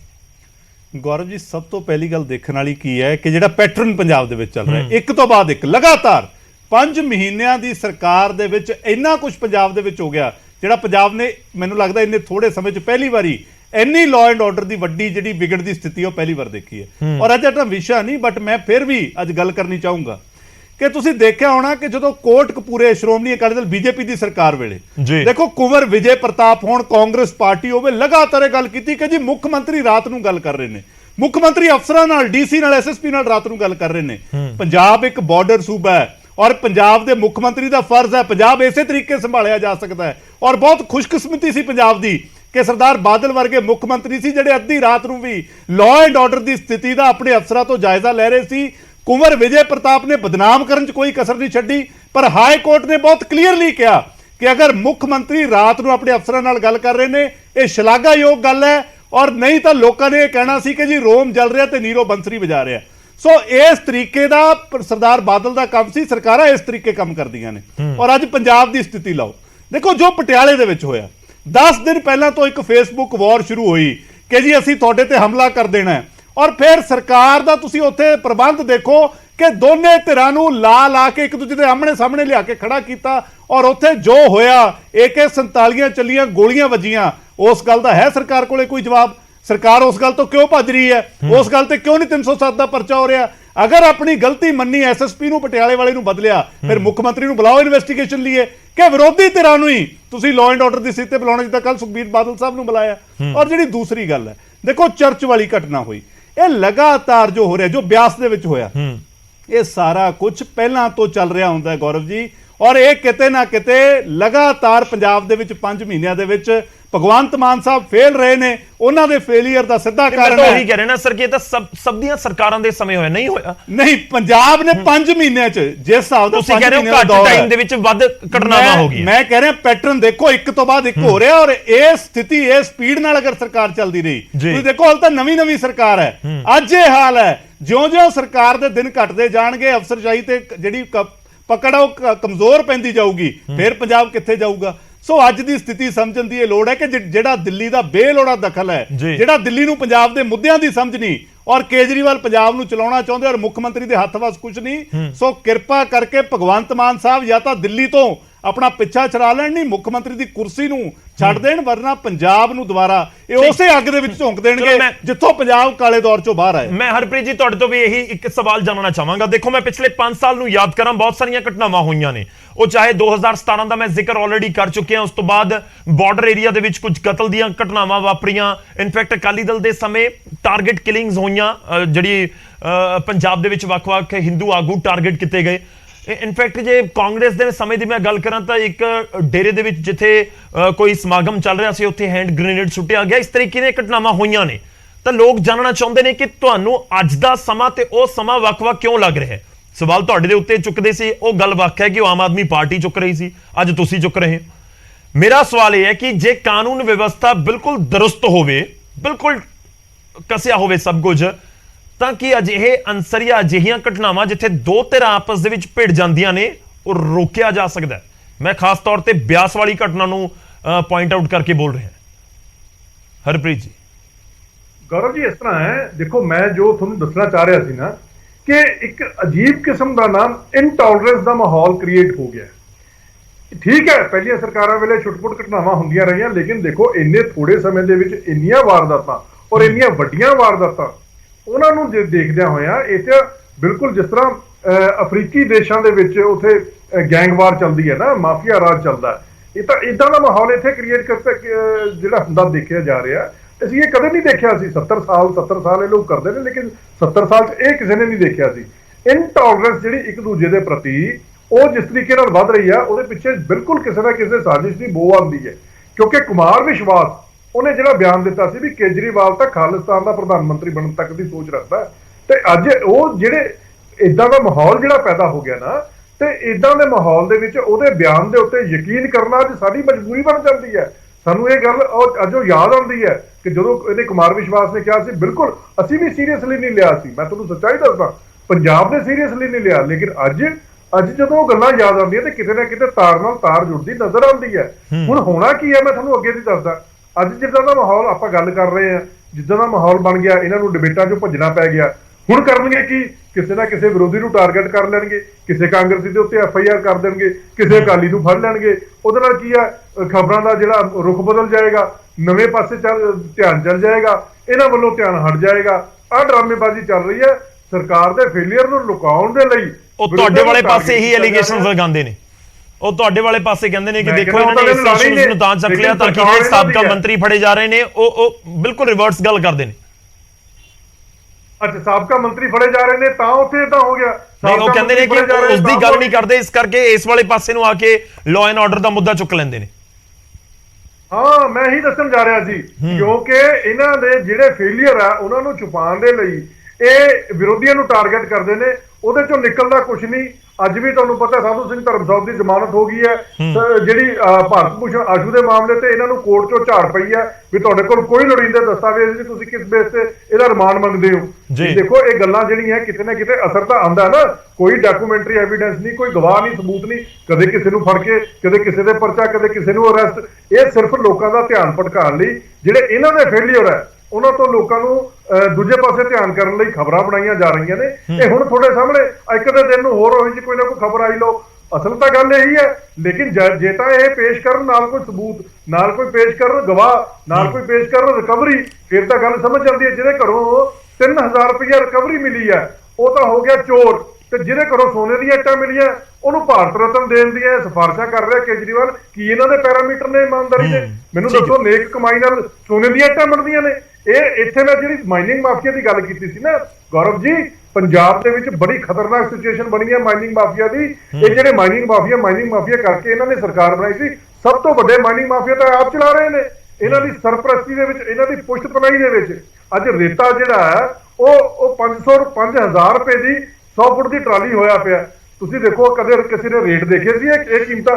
ਔਰ ਉਹ ਵੀ ਸਹੀ ਰੇਟਾਂ ਨਹੀਂ ਮਿਲਦਾ। ਸ਼ਾਰਟੇਜ ਕ੍ਰੀਏਟ ਕਰਕੇ ਰੇਟ ਵਧਾਏ ਜਾ ਰਹੇ ਨੇ। ਔਰ ਉਹਦਾ ਪੈਸਾ ਜਿਹੜਾ ਲੁੱਟਿਆ ਹੋਇਆ, ਲੋਕਾਂ ਦਾ ਚੋਰੀ ਕੀਤਾ ਪੈਸਾ, ਉਹ ਸਾਰੀ ਦੁਨੀਆ ਦੇ ਵਿੱਚ, ਸਾਰੇ ਦੇਸ਼ ਦੇ ਵਿੱਚ ਨਹੀਂ, ਸਾਰੀ ਦੁਨੀਆ ਦੇ ਵਿੱਚ ਪ੍ਰਚਾਰ ਕੀਤਾ ਜਾ ਰਿਹਾ ਵੀ ਆਮ ਆਦਮੀ ਪਾਰਟੀ ਬਹੁਤ ਕੰਮ ਕਰ ਰਹੀ ਹੈ। ਇਹ ਨਿਊਯਾਰਕ ਟਾਈਮ ਦੇ ਵਿੱਚ ਜਾ ਕੇ ਰਸਾਲੇ ਦੇ ਵਿੱਚ ਲਵਾ ਰਹੇ ਨੇ। ਬਾਕੀ ਸਾਰੇ ਮੁਲਕ ਤਾਂ ਇਹਨਾਂ ਨੇ ਇਲੈਕਸ਼ਨ ਲੜਨੀ ਹੋ ਸਕਦੀ ਹੈ। ਇਹ ਦੱਸਣ ਨਾ ਵੀ ਉੱਥੇ ਨਿਊਯਾਰਕ ਜਾ ਕੇ ਵੀ ਇਲੈਕਸ਼ਨ ਲੜਨੀ ਹੈ ਜਿੱਥੇ ਇਸ਼ਤਿਹਾਰਬਾਜ਼ੀ ਕੀਤੀ ਜਾ ਰਹੀ ਹੈ। ਸੋ ਇਹ ਜਿਹੜਾ ਚੋਰੀ ਦਾ ਪੈਸਾ ਨਾ ਜੀ, ਇਹ ਸਾਰੇ ਇਸ਼ਤਿਹਾਰਬਾਜ਼ੀ ਦੇ ਉੱਤੇ ਖਰਚ ਕੀਤਾ ਜਾ ਰਿਹਾ। ਇਹ ਮਾਈਨਿੰਗ, ਇਹ ਹੋਰ ਜਿਹੜਾ ਸ਼ਰਾਬ ਮਾਫੀਆ, ਹੋਰ ਕਈ ਚੀਜ਼ਾਂ ਜਿਹੜੀਆਂ ਚਲਾ ਰਹੀ ਹੈ ਸਰਕਾਰ। 5 ਮਹੀਨਿਆਂ 'ਚ ਸਰਕਾਰ ਦਾ ਜਲੂਸ ਨਿਕਲ ਗਿਆ। 3 ਮਹੀਨੇ ਬਾਅਦ ਲੋਕਾਂ ਨੇ ਇਹਨਾਂ ਨੂੰ ਸੰਗਰੂਰ ਇਲੈਕਸ਼ਨ 'ਚ ਸ਼ੀਸ਼ਾ ਦਿਖਾਤਾ। ਆਉਂਦੀਆਂ ਇਲੈਕਸ਼ਨ, ਚਲੋ ਸਰ, ਸਮਾਂ ਪੂਰਾ ਮੈਂ ਇੱਕ ਕਮੈਂਟ ਜ਼ਰੂਰ ਲਵਾਂਗਾ। ਠੀਕ ਹੈ, ਬਹੁਤ ਸਾਰੇ ਐਲੀਗੇਸ਼ਨਸ ਇਸ ਸਮੇਂ ਲੱਗ ਰਹੇ ਨੇ, ਪਰ ਆਪਾਂ ਸਾਰੇ ਪੰਜਾਬੀ ਬੈਠੇ ਆ, ਪੰਜਾਬੀ ਸੁਣ ਰਹੇ ਨੇ ਔਰ ਦੁਨੀਆ 'ਚ ਕਿਤੇ ਵੀ ਵਸਦੇ ਹੋਣ, ਔਰ ਸਾਰੇ ਇਹੀ ਚਾਹੁੰਦੇ ਨੇ ਕਿ ਪੰਜਾਬ ਦੇ ਵਿੱਚ ਅਮਨ ਦੀ ਸਥਿਤੀ ਬਰਕਰਾਰ ਰਹੇ। ਮੈਂ ਸਰੀਨ ਸਾਹਿਬ ਇੱਕ ਛੋਟਾ ਕਮੈਂਟ ਚਾਹੂੰਗਾ ਕਿ ਹੁਣ ਫਰਦਰ ਕੀ ਦੇਖਦੇ ਹੋ? ਐਲੀਗੇਸ਼ਨਸ ਜਾਂ ਸਿਆਸਤ ਜਾਂ ਸਿਆਸੀ ਪਾਰਟੀ ਦੇ ਤੌਰ ਦੇ ਉੱਤੇ ਇੱਕ ਵੱਖਰੀ ਗੱਲ ਹੈ, ਪਰ ਪੰਜਾਬ ਦੇ ਵਿੱਚ ਆਉਣ ਵਾਲੇ ਦਿਨਾਂ ਦੇ ਵਿੱਚ ਕਿਸ ਤਰੀਕੇ ਦੀ ਸਿਚੁਏਸ਼ਨ ਤੁਸੀਂ ਦੇਖਦੇ ਹੋ ਔਰ ਪੰਜਾਬੀਆਂ ਨੂੰ ਖਾਸ ਤੌਰ ਤੇ ਕਿਵੇਂ ਦੀ ਅਪੀਲ ਹੈ? ਗੌਰਵ ਜੀ, ਸਭ ਤੋਂ ਪਹਿਲੀ ਗੱਲ ਤੇ ਇਹ ਕਿ ਅਸੀਂ ਭਾਰਤੀ ਜਨਤਾ ਪਾਰਟੀ ਵੱਲੋਂ ਸਾਰੇ ਪੰਜਾਬੀ ਔਰ ਇੱਥੇ ਦੇ ਰਹਿਣ ਵਾਲੇ ਸਾਥੀਆਂ ਨੂੰ, ਭੈਣਾਂ ਭਰਾਵਾਂ ਨੂੰ ਇਹ ਅਪੀਲ ਕਰਾਂਗੇ ਕਿ ਅਸੀਂ ਕਿਸੇ ਵੀ ਕੀਮਤ ਦੇ ਉੱਤੇ ਇਹ ਜਿਹੜੀ ਸਾਡੀ ਭਾਈਚਾਰਕ ਸਾਂਝ ਹੈਗੀ ਹੈ, ਅਮਨ ਸ਼ਾਂਤੀ ਹੈਗੀ ਹੈ, ਅਸੀਂ ਕਿਸੇ ਕੀਮਤ ਤੇ ਭੰਗ ਨਹੀਂ ਹੋਣ ਦੇਣੀ, ਚਾਹੇ ਆਮ ਆਦਮੀ ਪਾਰਟੀ ਜਿੰਨਾ ਮਰਜ਼ੀ ਜ਼ੋਰ ਲਾ ਲਵੇ, ਅਸੀਂ ਇਹਨਾਂ ਦੇ ਮਨਸੂਬੇ ਕਾਮਯਾਬ ਨਹੀਂ ਹੋਣ ਦੇਣੇ। ਦੂਸਰੀ ਚੀਜ਼, ਮੇਰੀ ਭਗਵੰਤ ਮਾਨ ਨੂੰ ਇੱਕ ਵਾਰੀ ਫੇਰ ਬੇਨਤੀ ਹੈ, ਤੁਸੀਂ ਪੰਜਾਬ ਦੇ ਵਸਨੀਕ ਹੋ, ਪੰਜਾਬ ਦੀ ਸਾਈਕੀ ਨੂੰ ਸਮਝਦੇ ਹੋ, ਕਿਰਪਾ ਕਰਕੇ ਦਿੱਲੀ ਦੇ ਦਾਇਰੇ ਚੋਂ ਬਾਹਰ ਆਓ। ਉਹਨਾਂ ਨੂੰ ਨਹੀਂ ਪਤਾ ਸਰਕਾਰਾਂ ਕਿਵੇਂ ਚਲਾਉਣੀਆਂ ਨੇ। ਤੁਸੀਂ, ਪੰਜਾਬ ਨੇ ਤੁਹਾਨੂੰ ਚੁਣਿਆ, ਪੰਜਾਬ ਨੂੰ ਤੁਸੀਂ ਮੁੱਖ ਮੰਤਰੀ ਦੇ ਰੂਪ ਵਿੱਚ ਤੁਹਾਨੂੰ ਚੁਣਿਆ, ਔਰ ਲੋਕ ਤੁਹਾਡੇ ਵੱਲ ਦੇਖਦੇ ਨੇ ਕਿ ਭਗਵੰਤ ਮਾਨ ਐਜ਼ ਅ ਮੁੱਖ ਮੰਤਰੀ ਐਕਟ ਅਪਨ ਕਦੋਂ ਕਰੇਗਾ, ਕਦੋਂ ਸੰਭਾਲੇਗਾ ਆਪਣੀ ਕੁਰਸੀ ਨੂੰ, ਕਦੋਂ ਸੰਭਾਲੇਗਾ ਆਪਣੇ ਮੁੱਖ ਮੰਤਰੀ ਦੇ ਪਦ ਨੂੰ, ਕਦੋਂ ਸੰਭਾਲੇਗਾ ਆਪਣੇ ਹੋਮ ਮਿਨਿਸਟਰੀ ਦੇ ਪਦ ਨੂੰ, ਔਰ ਕਦੋਂ ਪੰਜਾਬ ਦੇ ਵਿੱਚ ਅਮਨ ਸ਼ਾਂਤੀ ਬਹਾਲ ਹੋਏਗੀ, ਕਦੋਂ ਤੁਸੀਂ ਲਾਅ ਐਂਡ ਆਰਡਰ ਨੂੰ ਮੇਨਟੇਨ ਕਰੋਗੇ। ਸੋ ਇੱਕ ਪਾਸੇ ਇਹ ਚੀਜ਼ ਹੈ, ਦੂਸਰੇ ਪਾਸੇ ਦੇਖੋ ਅਸੀਂ ਆਪਣੀ ਪੁਲਿਸ ਫੋਰਸ ਨੂੰ ਚੰਗੀ ਤਰ੍ਹਾਂ ਜਾਣਦੇ ਹਾਂ। ਪੰਜਾਬ ਦੀ police force one of the best forces in the country ਗਿਣੀ ਜਾਂਦੀ ਹੈ। ਅੱਜ ਉਹ ਇੰਨੀ ਲਾਚਾਰ ਕਿਉਂ ਹੈ, ਅੱਜ ਉਹ ਇੰਨੇ ਅਸਹਾਏ ਕਿਉਂ ਹੈ? ਇਹ ਪ੍ਰਸ਼ਨ ਸਾਡੇ ਸਾਰਿਆਂ ਦੇ ਮਨ ਚ ਆ ਰਿਹਾ ਪੰਜਾਬੀਆਂ ਦੇ ਕਿ ਅੱਜ ਪੁਲਿਸ ਲਾਚਾਰ ਹੋ ਕੇ ਬੈਠੀ ਹੈ, ਅੱਜ ਪੁਲਿਸ ਅਸਹਾਏ ਹੋ ਕੇ ਬੈਠੀ ਹੈ। ਕਿਆ ਇਹਦੇ ਲਈ ਪੰਜਾਬ ਦੀ ਸਰਕਾਰ ਜ਼ਿੰਮੇਵਾਰ ਨਹੀਂ? ਬਿਕੋਜ਼ ਪੁਲਿਸ ਫੋਰਸ ਨੇ ਉਦੋਂ ਐਕਟ ਅਪਨ ਕਰਨਾ ਹੈ ਜੋ ਉਹਦੇ ਪੋਲੀਟੀਕਲ ਮਾਸਟਰਸ ਕਹਿੰਦੇ ਨੇ, ਜੋ ਸਰਕਾਰ ਕਹਿੰਦੀ ਹੈ। ਸਰਕਾਰ ਦੀ ਪੋਲੀਟੀਕਲ ਵਿਲ, ਸਰਕਾਰ ਦੀ ਡਾਇਰੈਕਸ਼ਨ ਟੋਟਲੀ ਐਬਸੈਂਟ ਨੇ। ਚਲੋ ਮੇਰੇ ਕੋਲ ਸਮਾਂ ਖਤਮ ਹੋ ਰਿਹਾ ਹੈ ਸਰੀਨ ਸਾਹਿਬ, ਮੈਨੂੰ ਰੋਕਣਾ ਹੋਏਗਾ ਤੁਹਾਨੂੰ ਵਿਚਾਲੇ। ਮੈਂ ਸਿਰਫ ਇਹ ਕਹਾਂਗਾ ਗੌਰਵ ਜੀ, ਅੱਜ ਬਹੁਤ ਗੰਭੀਰ ਸਥਿਤੀ ਹੈ ਔਰ ਬਹੁਤ ਚਿੰਤਾ ਦਾ ਵਿਸ਼ਾ ਹੈ, ਔਰ ਇਸ ਵਾਸਤੇ ਸਾਰੇ ਪੰਜਾਬੀਆਂ ਨੂੰ ਇਕੱਠੇ ਹੋ ਕੇ ਇਹਨਾਂ ਦੇ ਖਿਲਾਫ ਉੱਠਣਾ ਪਏਗਾ, ਇਹਨਾਂ ਨੂੰ ਜਗਾਉਣਾ ਪਏਗਾ ਕਿ ਪੰਜਾਬ ਸਾਡਾ, ਅਸੀਂ ਇਹਦੀ ਹਾਲਾਤ ਨਹੀਂ ਵਿਗੜਨ ਦੇਣੇ। ਤੁਸੀਂ ਵਿਦੇਸ਼ੀ ਤਾਕਤਾਂ ਦੇ ਹੱਥਾਂ 'ਚ ਜਿੰਨਾ ਮਰਜ਼ੀ ਖੇਲੋ, ਕੇਜਰੀਵਾਲ ਦੇ ਹੱਥਾਂ 'ਚ ਜਿੰਨਾ ਮਰਜ਼ੀ ਖੇਲੋ, ਲੇਕਿਨ ਪੰਜਾਬੀ ਇਸ ਕੰਮ ਨੂੰ ਸਿਰੇ ਨਹੀਂ ਚੜ੍ਹਨ ਦੇਗਾ। ਠੀਕ ਹੈ, ਕਲੀਅਰ ਸਾਹਿਬ ਫਾਈਨਲ ਕਮੈਂਟ। ਦੇਖੋ ਗੌਰਵ ਜੀ, ਪੰਜਾਬ ਦੀ ਬਦਕਿਸਮਤੀ ਹੈ ਕਿ ਜਿਨ੍ਹਾਂ ਦੇ ਹੱਥ ਉਹਨਾਂ ਨੇ ਸਰਕਾਰ ਦਿੱਤੀ, ਅੱਜ ਉਹ ਜਵਾਬਦੇਹੀ ਤੋਂ ਵੀ ਭੱਜ ਚੁੱਕੇ ਨੇ, ਡਿਬੇਟਾਂ 'ਚ ਵੀ ਨਹੀਂ ਆ ਰਹੇ, ਲੋਕਾਂ ਨੂੰ ਦੱਸ ਵੀ ਨਹੀਂ ਰਹੇ ਕਿ ਪੰਜਾਬ ਦੇ ਹਾਲਾਤਾਂ ਲਈ ਜ਼ਿੰਮੇਵਾਰ ਕੌਣ ਹੈ। ਸੋ ਪੰਜਾਬੀਆਂ ਨੂੰ ਬੇਨਤੀ ਹੈ ਤੁਹਾਡੇ ਮਾਧਿਅਮ ਦੇ ਨਾਲ ਕਿ ਪੰਜਾਬ ਦਾ ਅਸਲ ਗਹਿਣਾ ਅਮਨ ਸ਼ਾਂਤੀ ਤੇ ਭਾਈਚਾਰਕ ਸਾਂਝ ਹੈ। ਸੋ ਆਪਾਂ ਪੰਜਾਬੀਆਂ ਨੇ ਇਕੱਠੇ ਹੋ ਕੇ ਇਹਨੂੰ ਕਾਇਮ ਰੱਖਣਾ। ਪੰਜਾਬ ਦੇ ਵਿੱਚ ਉਰੇ ਬਹੁਤ ਪੀੜਾਂ ਚੱਲੀਆਂ ਨੇ ਪੰਜਾਬ ਨੇ, ਜਿੱਦਾਂ ਮੈਂ ਪਹਿਲਾਂ ਕਿਹਾ 47 ਚੱਲੀ, 84 ਚੱਲੀ, ਉਰੇ ਕਦੇ ਫਿਰਕੂ ਹਿੰਸਾ ਨਹੀਂ ਹੋਈ, ਉਰੇ ਕਦੇ ਅਮਨ ਤੇ ਭਾਈਚਾਰਕ ਸਾਂਝ ਨੂੰ ਨਾਮੂ ਨਹੀਂ ਲੱਗਿਆ। ਤੇ ਪੰਜਾਬ ਦੇ ਇਸੇ ਗਹਿਣੇ ਨੂੰ ਅਸੀਂ ਸਾਰਿਆਂ ਨੇ ਰਲ ਮਿਲ ਕੇ ਜਿਉਂਦਾ ਰੱਖਣਾ। ਰਹੀ ਗੱਲ ਸਰਕਾਰ ਦੀ, ਸੋ ਸਰਕਾਰ ਬੁਰੇ ਤਰੀਕੇ ਨਾਲ ਫੇਲ ਹੋ ਚੁੱਕੀ ਹੈ, ਪੰਜਾਬ ਦੇ ਮੁੱਦਿਆਂ ਨੂੰ ਸਮਝਣ 'ਚ ਫੇਲ ਹੋ ਚੁੱਕੀ ਹੈ। ਸੋ ਸਰਕਾਰ ਤੋਂ ਬਾਲੀ ਕੋਈ ਅੱਜ ਦੀ ਤਰੀਕ ਦੇ ਵਿੱਚ ਆਸ ਗੌਰਵ ਜੀ ਪੰਜਾਬੀਆਂ ਨੂੰ ਨਹੀਂ ਹੈ। ਚਲੋ ਸ਼ੁਕਰੀਆ ਬਹੁਤ ਬਹੁਤ ਕਮਰ ਹਰਪ੍ਰੀਤ ਜੀ। 10 ਸੈਕਿੰਡ ਸਰ, ਮੈਂ ਛੋਟਾ ਜਿਹਾ ਰਿਐਕਸ਼ਨ, ਮੇਰੇ ਕੋਲ ਸਮਾਂ ਇਨਫੈਕਟ ਖਤਮ ਹੋ ਚੁੱਕਿਆ ਹੈ, ਪਰ ਫਿਰ ਵੀ ਤੁਹਾਡਾ ਰਿਐਕਸ਼ਨ ਜ਼ਰੂਰੀ ਹੈ। Final comment. ਦੇਖੋ ਗੱਲ ਇਹ ਹੈ ਵੀ ਇੱਕੋ ਹੀ ਬੇਨਤੀ ਹੈ ਭਗਵੰਤ ਮਾਨ ਸਾਹਿਬ ਨੂੰ ਕਿ ਵੀ ਉਹ ਆਪਣੇ ਹੱਥ ਦੇ ਵਿੱਚ ਜਾਂ ਤਾਂ ਲੈ ਕੇ ਚਲਾਣ, ਜਾਂ ਫਿਰ ਇਹ ਗੱਲ ਖੁੱਲ੍ਹ ਕੇ ਪਬਲਿਕ ਪਲੇਟਫਾਰਮ ਤੇ ਆ ਕੇ ਇਹ ਗੱਲ ਮੰਨਣ ਕਿ ਅਸੀਂ ਫੇਲ ਹੋਏ ਹਾਂ। ਕਿਉਂਕਿ ਉਹਦਾ ਰੀਜ਼ਨ ਇਹ ਹੈ ਵੀ ਪੰਜਾਬ ਦੇ ਸੈਂਟੀਮੈਂਟਸ ਨੂੰ ਸਮਝਣ ਲਈ ਇਹ ਦਿੱਲੀ ਵਾਲੇ, ਚਾਹੇ ਰਾਘਵ ਚੱਡਾ ਜਾਂ ਕੇਜਰੀਵਾਲ, ਇਹ ਕਦੇ ਵੀ ਕਾਮਯਾਬ ਨਹੀਂ ਹੋ ਸਕਦੇ। ਇਹ ਜਿੰਨਾ ਚਿਰ ਤੱਕ ਪੰਜਾਬ ਦੇ ਉੱਤੇ ਪੰਜਾਬੀ ਰੂਲ ਨਹੀਂ ਕਰੇਗਾ, ਉਹਨਾਂ ਚਿਰ ਤੱਕ ਪੰਜਾਬ ਦੇ ਵਿੱਚ ਜਿਹੜੀ ਹੈ ਨਾ ਅਮਨ ਸ਼ਾਂਤੀ ਦੀ ਖੁਸ਼ਹਾਲੀ ਦੀ ਅਸੀਂ ਉਮੀਦ ਨਹੀਂ ਕਰ ਸਕਦੇ। ਸੋ ਭਗਵੰਤ ਮਾਨ ਸਾਹਿਬ ਨੂੰ ਚਾਹੀਦਾ ਕਿ ਆਪਣੇ ਹੱਥ ਦੇ ਵਿੱਚ ਲੈਣ, ਬਜਾਏ ਇਹ ਰਾਘਵ ਚੱਡਾ ਦੇ ਹੱਥ ਜਿਹੜੀ ਕਮਾਨ ਦਿੱਤੀ ਹੈ, ਉਹਨੂੰ ਸੁਪਰ ਮੁੱਖ ਮੰਤਰੀ ਬਣਾਇਆ, ਉਹਨੂੰ ਪਾਸੇ ਕਰਕੇ ਆਪ ਆਪਣੀ ਸਰਕਾਰ ਚਲਾਉਣ। ਚਲੋ ਸ਼ੁਕਰੀਆ ਸਰ, ਬਹੁਤ ਬਹੁਤ ਧੰਨਵਾਦ ਸਾਰੇ ਮਹਿਮਾਨਾਂ ਦਾ ਸਾਡੇ ਨਾਲ ਜੁੜਨ ਦੇ ਲਈ, ਇਸ ਪੂਰੀ ਗੱਲਬਾਤ ਦੇ ਵਿੱਚ ਸ਼ਾਮਲ ਹੋਣ ਦੇ ਲਈ। ਚਰਚਾ ਮੁੱਦਾ ਅਜਿਹਾ ਜਿਸ ਦੇ ਉੱਤੇ ਹਰ ਪੰਜਾਬੀ ਇਸ ਸਮੇਂ ਥੋੜੀ ਜ਼ਰੂਰ ਜਤਾ ਰਿਹਾ ਹੈ, ਕਿਉਂਕਿ ਜੇ ਅਮਨ ਸ਼ਾਂਤੀ ਹੋਏਗੀ ਤਾਂ ਉਸ ਤੋਂ ਬਾਅਦ ਹੀ ਸਾਰੀਆਂ ਗੱਲਾਂ ਤਰੱਕੀ ਵਾਲੀਆਂ, ਰੋਜ਼ਗਾਰ ਵਾਲੀਆਂ, ਨੌਜਵਾਨਾਂ ਦੇ ਵਧੀਆ ਭਵਿੱਖ ਵਾਲੀਆਂ ਸਾਰੀਆਂ ਮੁਮਕਿਨ ਹੋ ਸਕਣਗੀਆਂ। ਕਿ ਜਿੱਥੇ ਪ੍ਰਸ਼ਾਸਨ ਦੀ, ਪੁਲਿਸ ਦੀ, ਸਰਕਾਰ ਦੀ ਸਭ ਦੀ ਜ਼ਿੰਮੇਵਾਰੀ ਹੈ, ਉੱਥੇ ਹਰ ਇੱਕ ਪੰਜਾਬੀ ਦੀ ਵੀ ਜ਼ਿੰਮੇਵਾਰੀ ਹੈ। ਇੱਕ ਪੁਆਇੰਟ ਬਹੁਤ ਕਲੀਅਰ ਹੈ ਕਿ ਜਿਹੜੇ ਵੀ ਲੋਕ ਇਸ ਤਰੀਕੇ ਦੇ ਨਾਲ ਰਿਐਕਟ ਕਰ ਰਹੇ ਨੇ ਜਾਂ ਅਜਿਹੀਆਂ ਸਾਜ਼ਿਸ਼ਾਂ ਘੜ ਰਹੇ ਨੇ, ਉਹ ਤੁਹਾਡੇ ਸਾਡੇ ਪੂਰੇ ਪੰਜਾਬ ਦੇ ਹਿਤੈਸ਼ੀ ਨਹੀਂ ਨੇ, ਨਾ ਹੀ ਹੋ ਸਕਦੇ ਨੇ। ਇਸ ਕਰਕੇ ਪ੍ਰਸ਼ਾਸਨ ਤੇ ਪੁਲਿਸ, ਸਰਕਾਰ ਦੇ ਨਾਲ ਸਾਡੀ ਸਾਰਿਆਂ ਦੀ ਵੀ ਜ਼ਿੰਮੇਵਾਰੀ ਹੈ ਕਿ ਅਸੀਂ ਅਜਿਹੇ ਅਨਸਰਾਂ ਤੋਂ ਸੁਚੇਤ ਰਹੀਏ ਤੇ ਜੋ ਜ਼ਿਕਰ ਲਗਾਤਾਰ ਹੋ ਰਿਹਾ ਹੈ ਅਮਨ ਸ਼ਾਂਤੀ ਦਾ, ਉਸ ਨੂੰ ਬਰਕਰਾਰ ਰੱਖੀਏ। ਸਾਡੀ ਜ਼ਿੰਮੇਵਾਰੀ ਹੈ ਔਰ ਉਮੀਦ ਕਰਦੇ ਹਾਂ ਕਿ ਹਰ ਇੱਕ ਪੰਜਾਬੀ ਆਪਣੀ ਇਸ ਜ਼ਿੰਮੇਵਾਰੀ ਨੂੰ ਪਹਿਲਾਂ ਵੀ ਨਿਭਾਉਂਦਾ ਆਇਆ ਤੇ ਹੁਣ ਵੀ ਨਿਭਾਏਗਾ। ਪ੍ਰਾਈਮ ਟਾਈਮ 'ਚ ਅੱਜ ਦੇ ਲਈ ਇੰਨਾ ਹੀ।